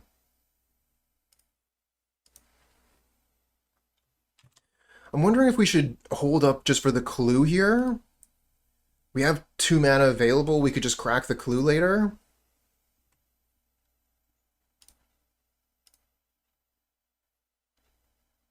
And if I play Springleaf Drum, they prohibit the drum, then we don't get to clue. I'm just going to pass the turn.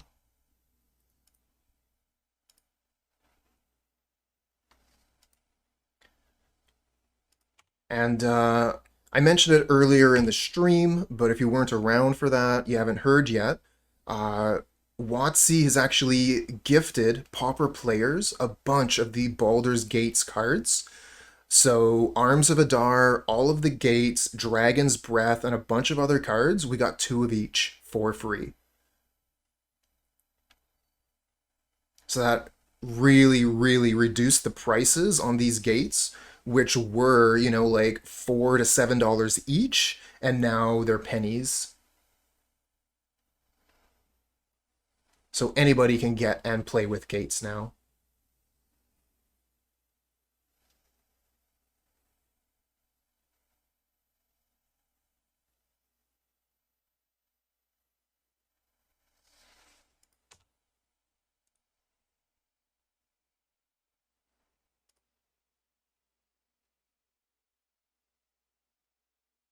Wow, I am way behind on clock here.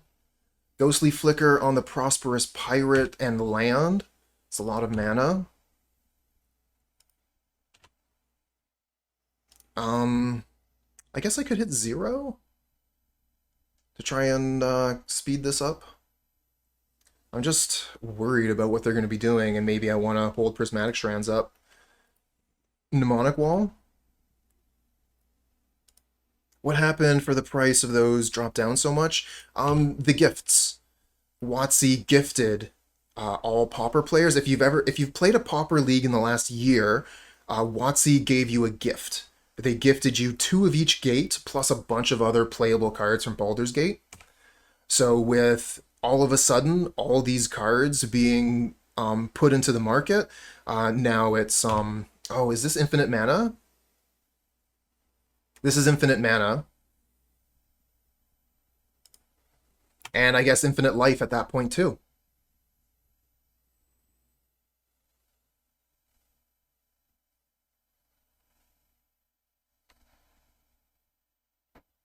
If gates take hold, but we'll see a ban on Basilisk Gate. Oh, that would be a shame.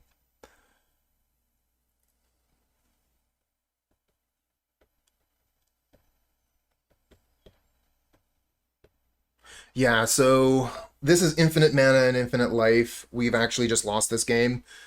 So close, so close.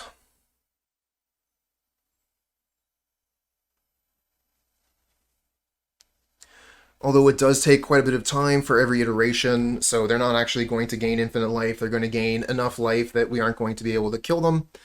And, yeah.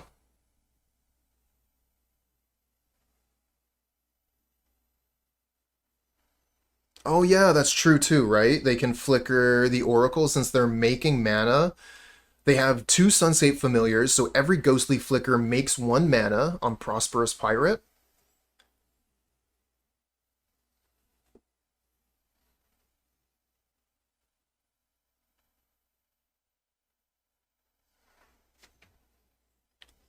Therapy Snake.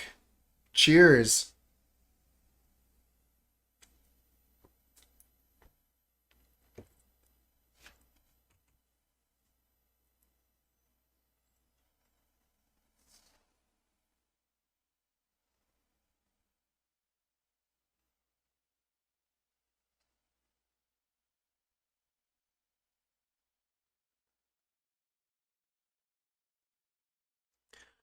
What's the black for in Familiars? Good question. I am really not sure.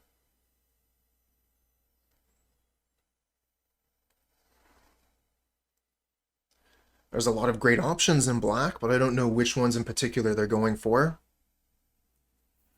Familiars feels like such a wild deck to play on Moto. It's very different from playing it in paper. Familiars is a deck that I would be fine with playing in paper since we share a clock, but I played it once. I played 1 League of Familiars here on Moto, and I think I timed out 3 of my matches.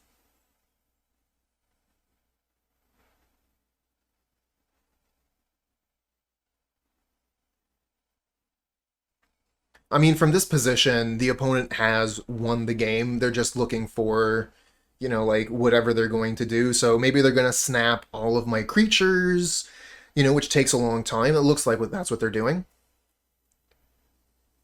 gaining life as they go. And look at that, we were like 2 minutes behind on clock. And by the end of this game, we'll probably be more than 2 minutes ahead. Of course, like I was saying before, that doesn't matter if we don't go to a game 3.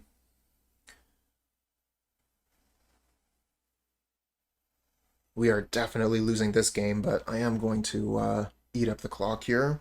Oh, I think I hit... Yeah, I didn't hit 0. Hit 6 before. Maybe I should just draw that card in response to like stuff they're doing. Because if I just continue to 6, then they could like bounce all of my untapped creatures. If they start bouncing one of my untapped creatures, I'll turn off the auto yields. Yeah, exactly. When you're in paper, you get to demonstrate a loop, and then you can just like iterate it, you know, how many times you want. So, okay, I'm going to do this iteration where I'm making a treasure, like one additional treasure every time, and I'm gaining a life every time. I'm going to do that 1,000 times. So I have 1,000 treasures and 1,000 life, and you know, that takes 10 seconds. Whereas if you wanted to do that on Moto, you would time out. Hey, morning, Jay.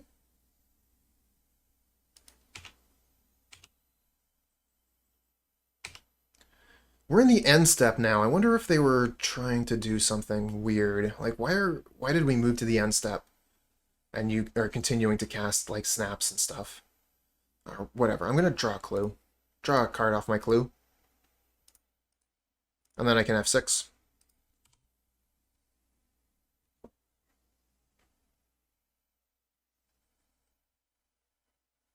What a turnaround one turn can make with familiars. We went from winning this game to completely losing it. But on the upside, we are 2 minutes up on clock now.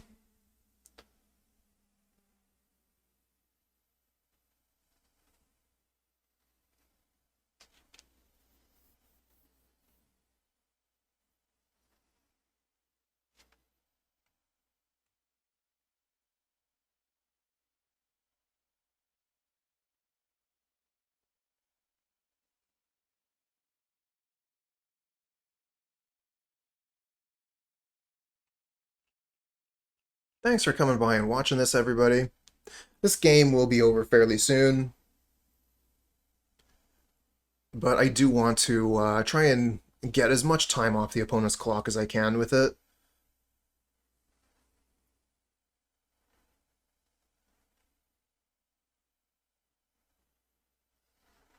And while that's something that I'm not the biggest fan of, it is a part of Moto. And when I'm playing against familiars, it's something that I'm willing to engage with.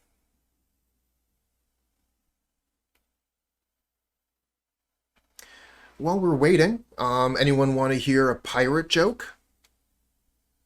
Because you're gonna. So there's this kid, right? He's out trick-or-treating, dressed like a pirate, knocks on a door. But he answers, "Oh, look at that. Got a little pirate going trick-or-treating, but where are your buccaneers?" And the pirate kid looks up and says, "On either side of my bucking head." All right, it's our turn. Let's go.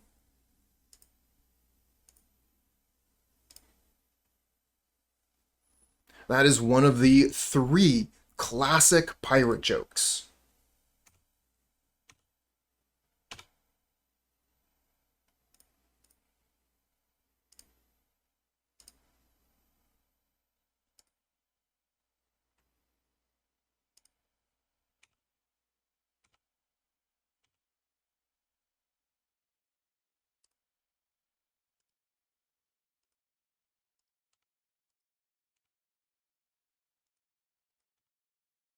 Geomancer gets back Prohibit, Prohibit the Veteran. I'm not resolving anything ever. But we can take some more time off their clock.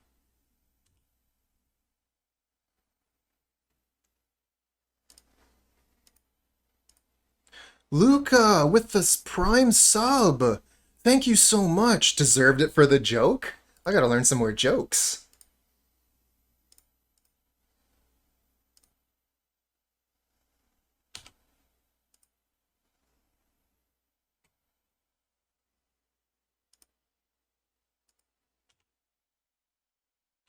Should just be auto-yielding on all of that. Save even more time.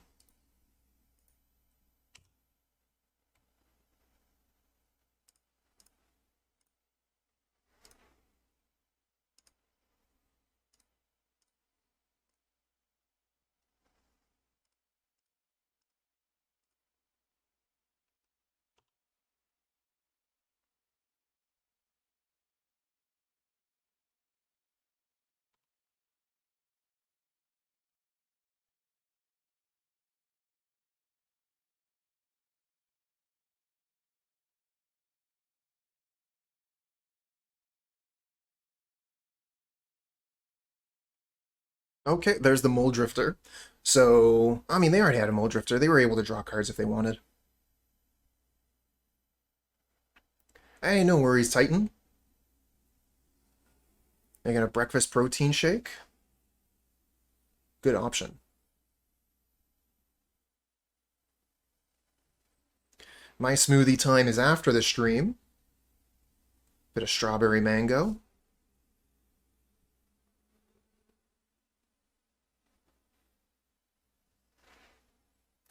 Should be able to block one of these, no problem.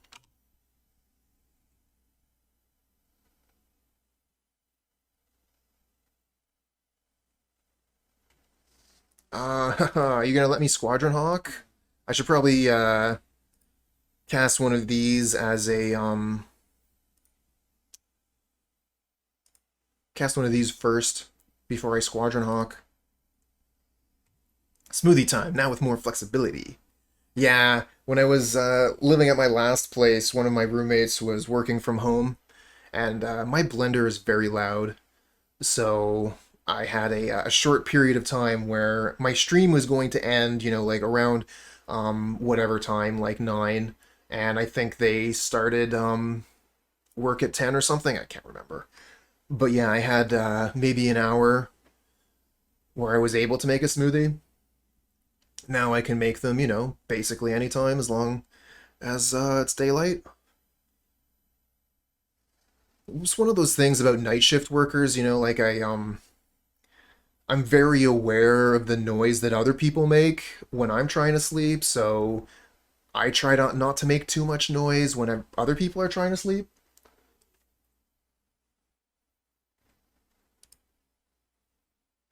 Do yours with coffee and an almond milk base. Oh, wow. Coffee is something that I just don't get enough of. Don't really get any of. Unfortunately, I like coffee. I like the taste of coffee. I like the caffeine. Unfortunately, it gives me a terrible headache when I drink it. So it's just not worth it. Every once in a while, though, I do get the flavor from other things. Oh, this is what happened. So Doherty lost connection to the game. That's why we're just hanging here. Get more time off their clock this way.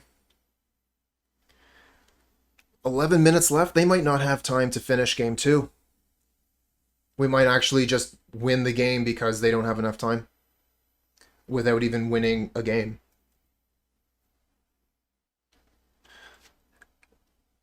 Coffee gives you a headache as well when you stop drinking it. That's rough. That is rough. It's a reminder, though, that caffeine is a drug and you can be addicted to it just like anything else, just like sugar or alcohol or tobacco.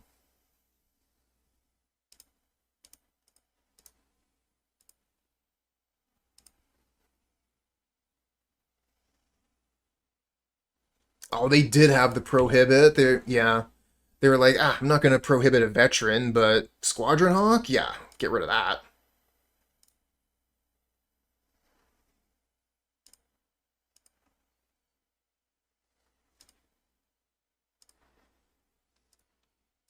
All right, pass back.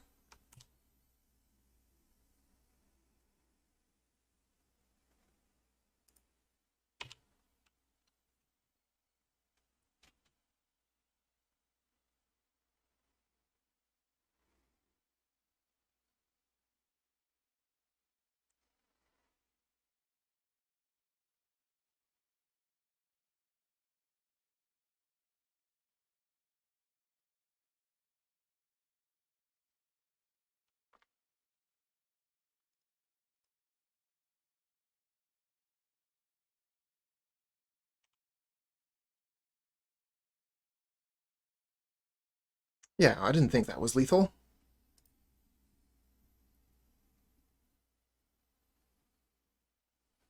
Rally the Peasants, not going to do too good when they're at a million life here. Let's crack the clue.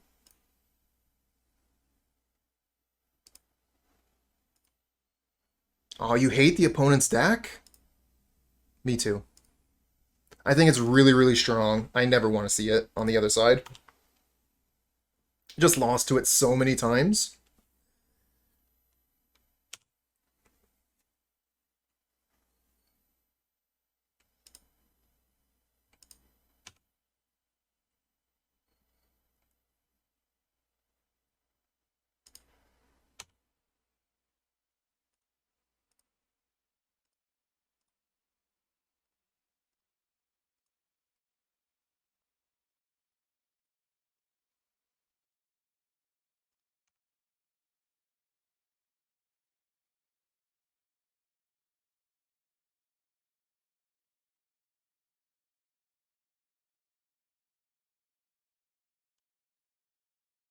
It's the big value deck.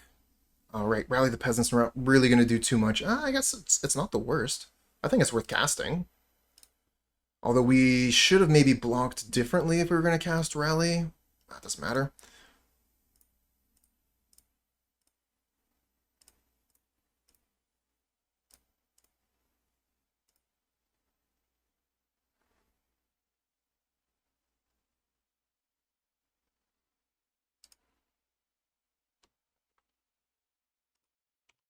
I can have 6 from this point.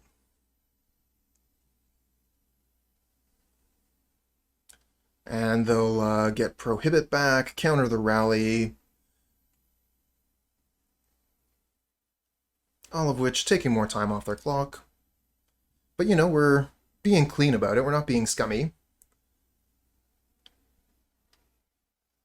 Prismatic Strands. Okay, that could buy us some time.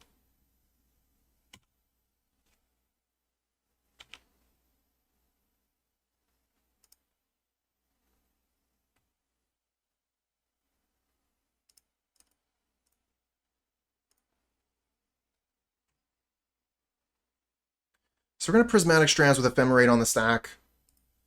Make it a little bit harder, a little bit more difficult for them to counter the Strands. Although they're still absolutely going to be able to do it.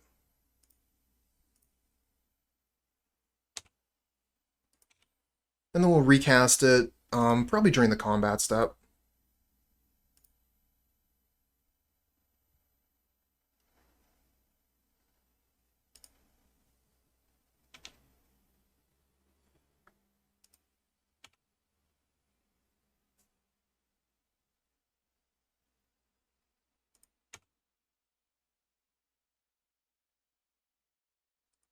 Back in my day, you had to spend all your mana, or you would take damage from mana burn. Anyone remember mana burn?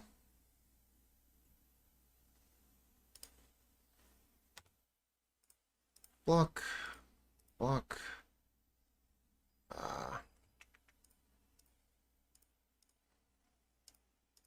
Block, block, block.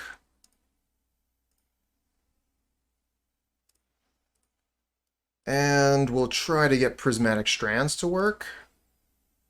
I guess that's just terrible. Let's block so we survive. We survive a turn this way, guaranteed. And we can Prismatic Strands, take a little more time off their clock. Ooh, no, wait, hold on. Click this one first, then tap the creature, and F6. Time for a stretch. And we get one more turn before the opponent kills us.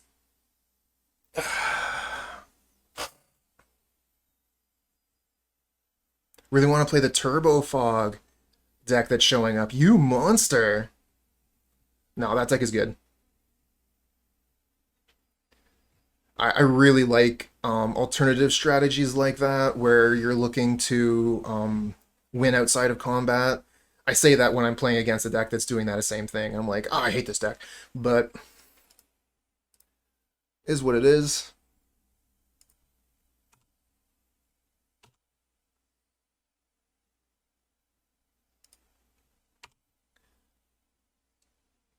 But yeah, for a long time I was actually a dredge player back in Legacy. That was one of the first decks, one of the first competitive decks that I ever built. Legacy Dredge. Played it for a long time, had a lot of fun with it, but eventually gave up on it because I didn't like losing to one card.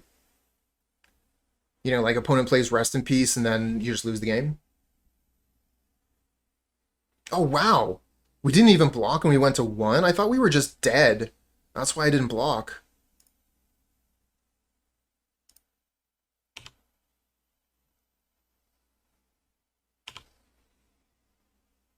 That's right, we gained so much life from the veterans that we were actually able to survive that combat.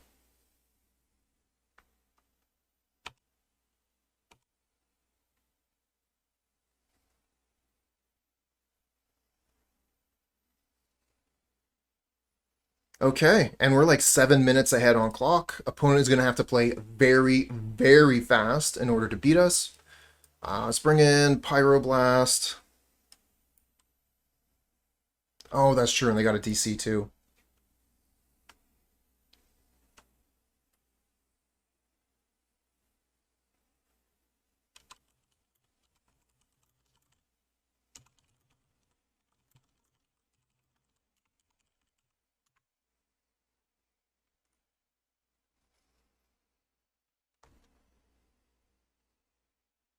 So I was thinking last time I was taking out Prismatic Strands, I think.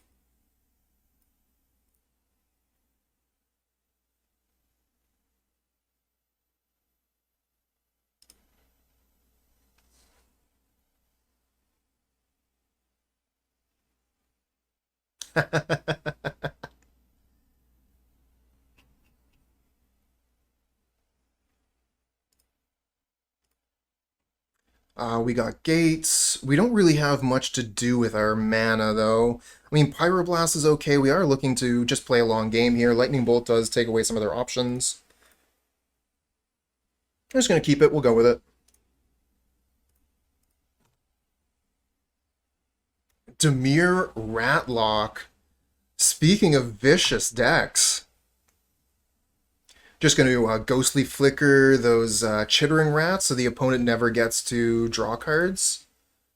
Vicious.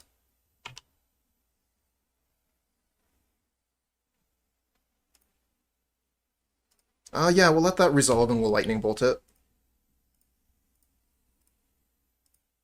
Not that we could counter it anyways with Pyroblast, and they concede. Okay. Going on to game 3, I guess. This way they have the play. I respect that.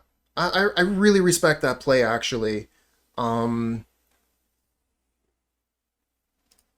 Losing their card there, and they just, like, immediately go to game 3 on the play and try and win the game here. Only losing, like, maybe 30 seconds off their clock for that game. Yeah, good call. No, that was a great call from the opponent. Really respect that.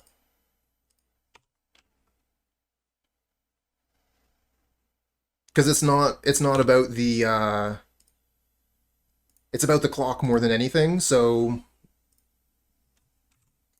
yeah, I think that was good strategy to try and win the match. Oh, they're very concerned about time. It's unlikely they're going to be able to finish. All right, I'm just going to crack the clue here. I'm not going to throw anything into their counter magic. Oh, that's bad for them.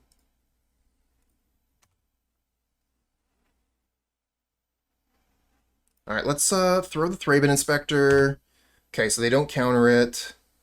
I'm gonna play the Citadel Gate. Get that red mana.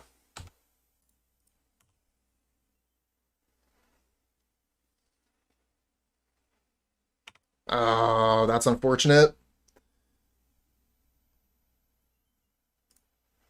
Part of playing fast, though.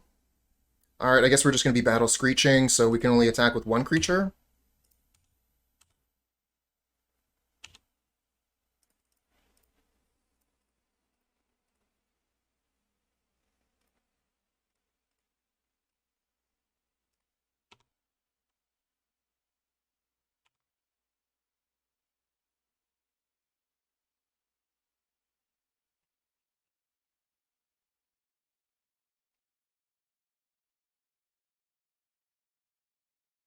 You picked up 9 pounds of blueberries. What are you going to do with those? Blueberry jam? Blueberry pies?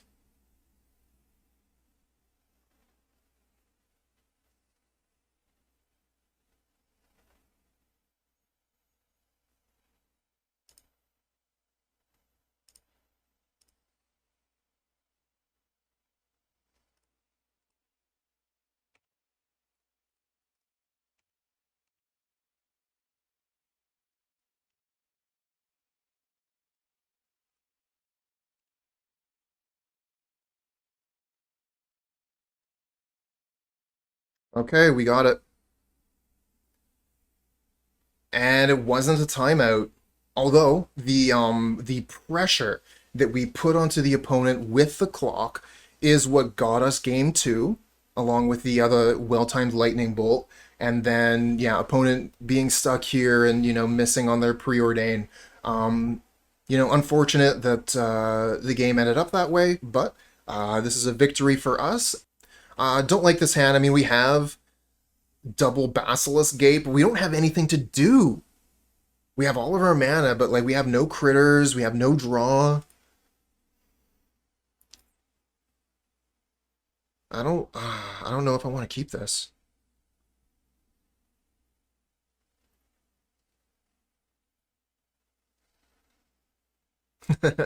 Blueberry jam is really nice. Blueberry juice, that's interesting. If this were like almost any other spell, I would be interested in keeping this hand. With this being Springleaf Drum, we're probably going to mulligan this and find a no-land hand, though. Okay, no, I can keep this. I can keep this. Get rid of a rally and we're good. Alright, what are we facing? We haven't faced any burn decks yet, and we're playing Boros Bully, a deck built to beat some of the burn decks. Again, we miss on burn, so no burn this league, which is actually unfortunate. I was hoping to face off against something with Swift Spear.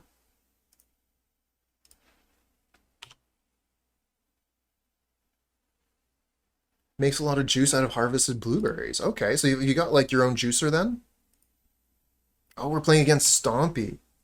Okay, this is a winnable matchup. Gonna be difficult though with his hand, but we can maybe do something.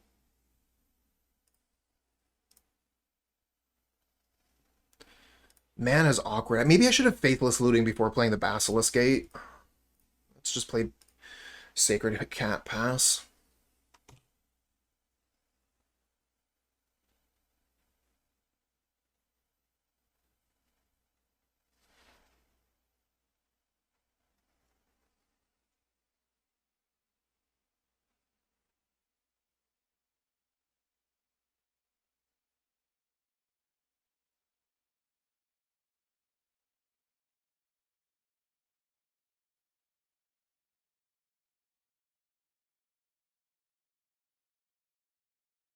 Yeah, I had a juicer for a little while. It was just such a hassle.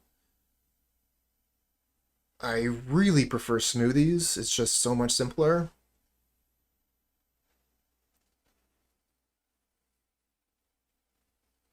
Way easier to clean up afterwards. Ooh, the Savage Swipe on the Sacred Cat. Nothing I can do about that. They're gonna come in for some big damage. Is Stompy playing Experiment 1? I think there was some hype for that downshift. You can build an Experiment 1 Stompy deck, but you had to change it. Are smoothies better for you? I don't know. They're good for you, I know that.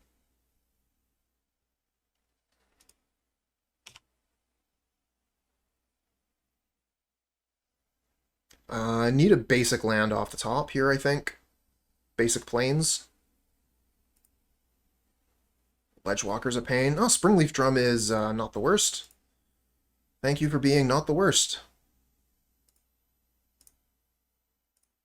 Let's play a pair of cats.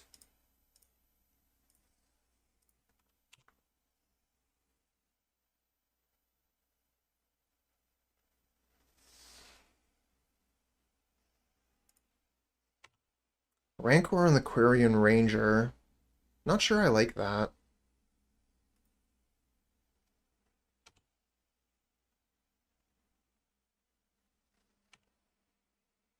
Oh, they have Vines of Vastwood. Okay, we're dead.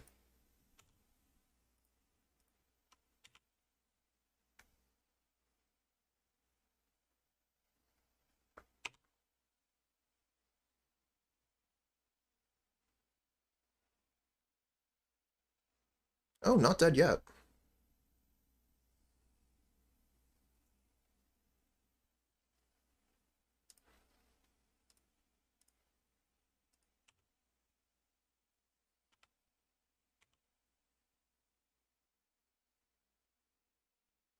You know what's going to be really good in this matchup? If we could find any? Oh, I should have Faithless to look for them. That was a mistake. Prismatic Strands. Prismatic Strands are busted in this matchup. Attack all, come on.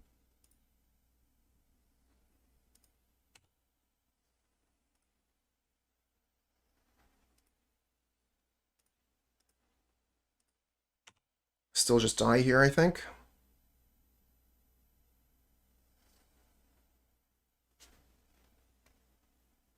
So Orzhov Pestilence, want to challenge? What do you think of the deck? I recently put it on my list. I want to try Pestilence with Gates. I think that would be pretty cool.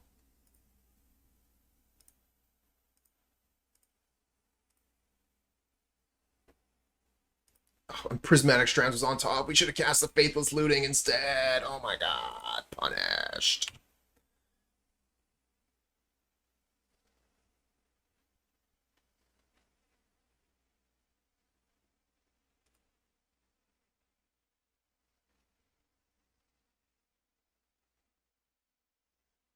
Alright, so what are we doing against this opponent? We have this. We could bring in Electrickery. I think Electrickery is pretty good, actually.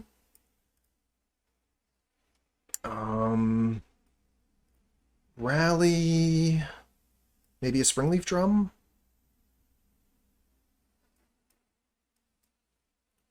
We are the control deck here.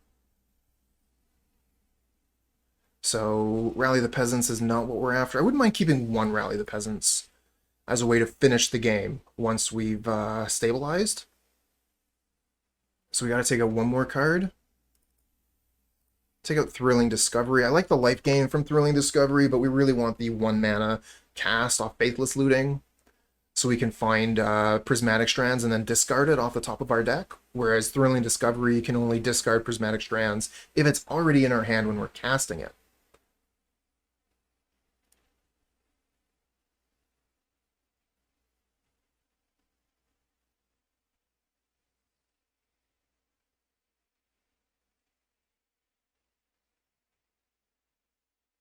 Oh yeah, Custody Squire. Yeah, that's it's been around for a little while.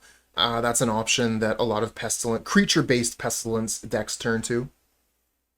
No lands, must mulligan. This one is fine. We'll keep this. Get rid of a Thraben Inspector. Again, kind of an awkward hand though. Basilisk Gate, not giving us the mana we need to be casting our spells. Thanks for the follow, friend. Oh, a Pit Skulk. Oh, hey, nice draw. Cliffgate. White. And we'll play a Thraben Inspector so that we can block the Pit Skulk. Although they're probably just going to put Rancor on it, so it'll be unblockable. That'll be my guess.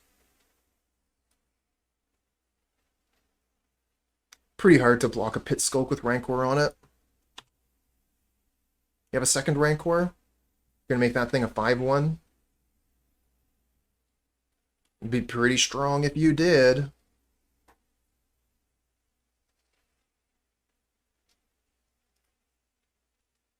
Yep. That's a 5/1. That is a quick clock, my friends. And we don't have many ways of dealing with that. We need to find Lightning Bolt or Electrickery pronto. So let's use this Faithless Looting and take a look. We find Prismatic Strands. Okay, okay, that's good, that's good. I think I want to keep that in my hand so we can cast it twice. So I'm going to discard Sacred Cat And I kind of want to keep the Basilisk Gate, because Basilisk Gate and Sacred Cat could really get me back in this game.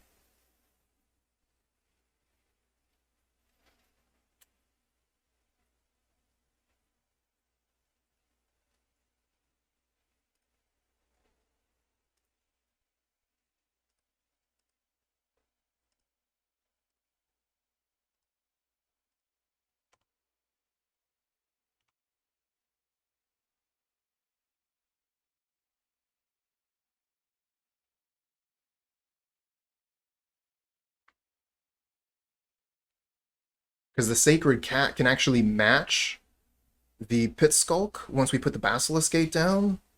Attack for 5, gain 5. Cancels that one out.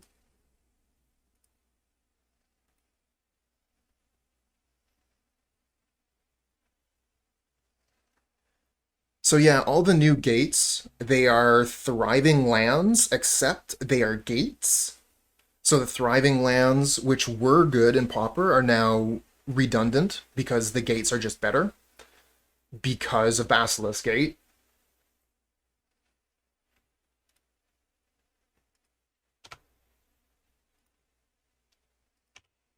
They could do a ton of damage here if they have Hunger of the Howl Pack. Yep. Just order the thriving lands? No. Oh, that's rough. These things are really cheap now, though, because of the gift that Wizards of the Coast gave Pauper players. You can pick up all of the gates at really, really good prices right now on Moto.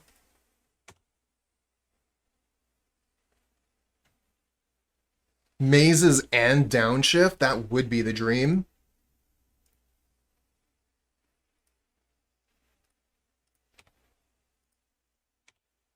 Taking a lot of damage here. Get the lightning bolt, but too late to kill the Pit Skulk.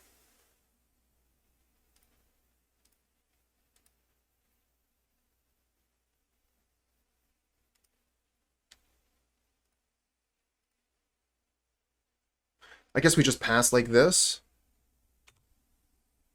And then we can Prismatic Strands, maybe cast the lightning bolt. Depends on what's going on here. If they attack all, we can double block the Nest Invader Prismatic Strands.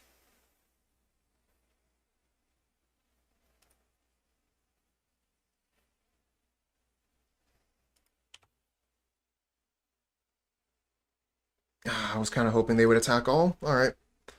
Can't block or anything, so Prismatic Strands it is. No reason in trying to hide it. It's the only thing that saves us here. Prevent all green damage.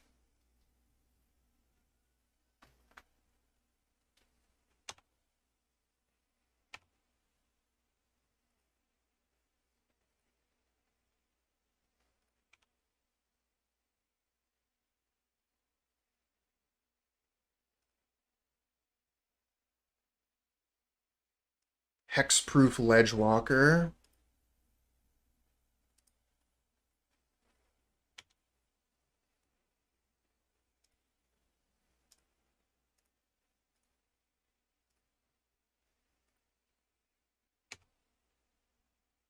Electrickery. That does get rid of Ledgewalker. We still have Bolt, we could kill this. Ah! Alright, we could Basilisk Gate, attack with Sacred Cat, gain life, and then Prismatic Strands on their turn.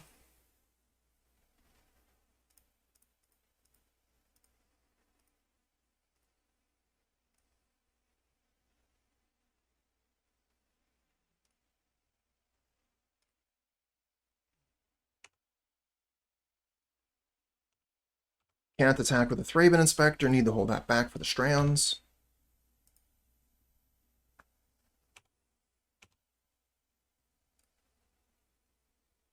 Did for a moment, like, think about attacking with Thraben Inspector. Oh yeah, get that extra 1 damage in. No, no, no, need to hold it back.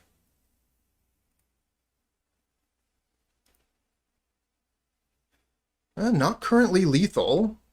Don't need to pull the trigger on the Strands. We can wait.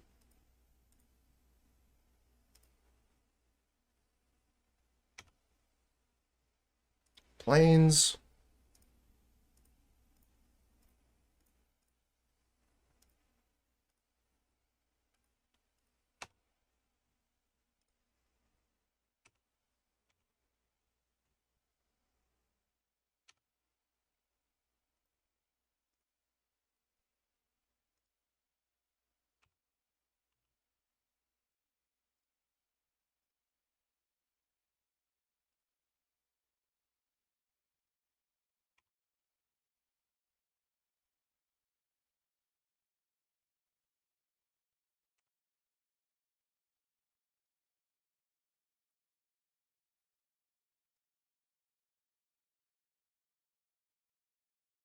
Prevent green damage.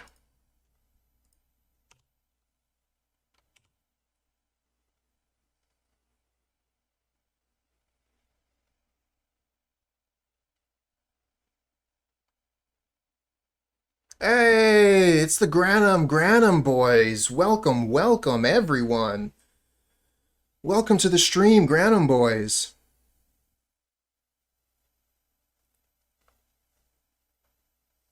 So if we go Electrickery, take out these blockers.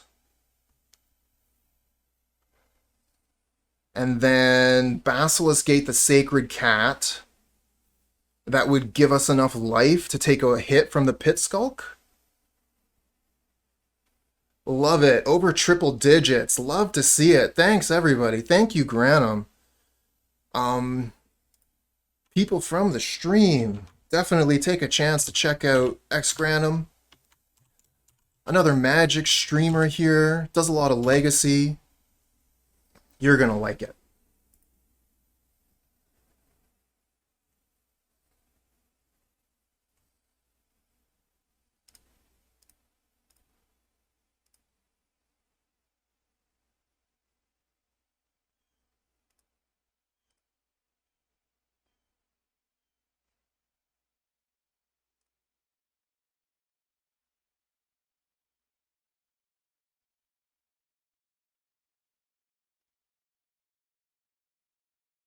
So I think they Vines of Vastwood something here. Might be in trouble there. You know, I think they have to just Vines of Vastwood the Sacred Cat when I try and hit it with Basilisk Gate. That's probably what they have to do.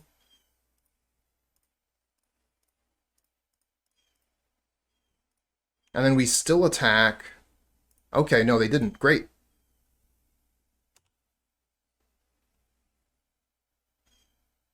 So now we gain the life so we don't die to Pit Skulk.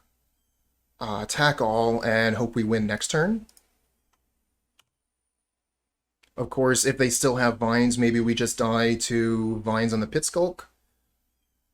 No, I think we gain enough life here that Vines by itself doesn't kill us.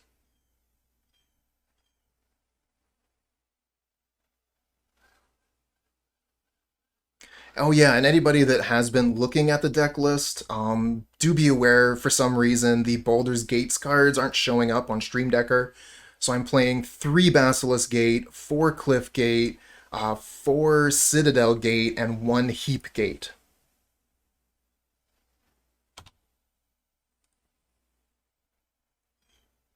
Okay, so they do have the Vines here, I was wondering. This is fine. Get in for 2 damage, gain 5. I'm not sure I like this play from the opponent. I think it would have been better to just Vines my my creature when I targeted with Basilisk Gate. I think that would have been a better option. Now I just gained a ton of life. They still would have kept their Pit Skulk quite healthy. Maybe they don't know that Vines can counter spells.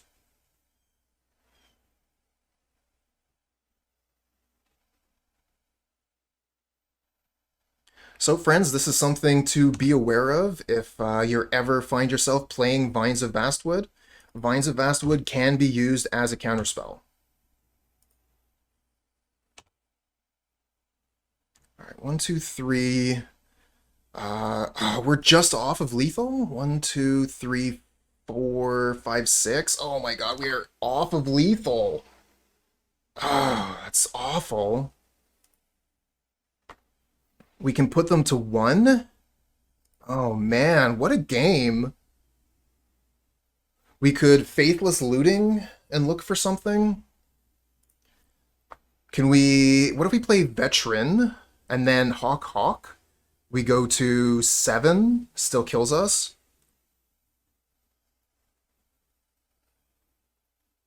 We could crack the clue, then Faithless Looting, and look for Prismatic Strands. We still have 3 in the deck. I think that's probably our best option if we can't win here. Because, yeah, Rally the Peasants isn't going to win it. We don't have enough mana. We're only coming in for 6 damage. Basilisk Gate gives us +4, 5, 6 damage. So, yeah, we just cannot win right now. So I think our best option, draw a card, Faithless Looting, try and put Prismatic Strands in the graveyard. Battle Screech, not going to do it. We found it! Awesome!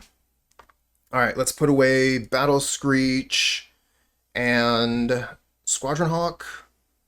Play the land. Oh!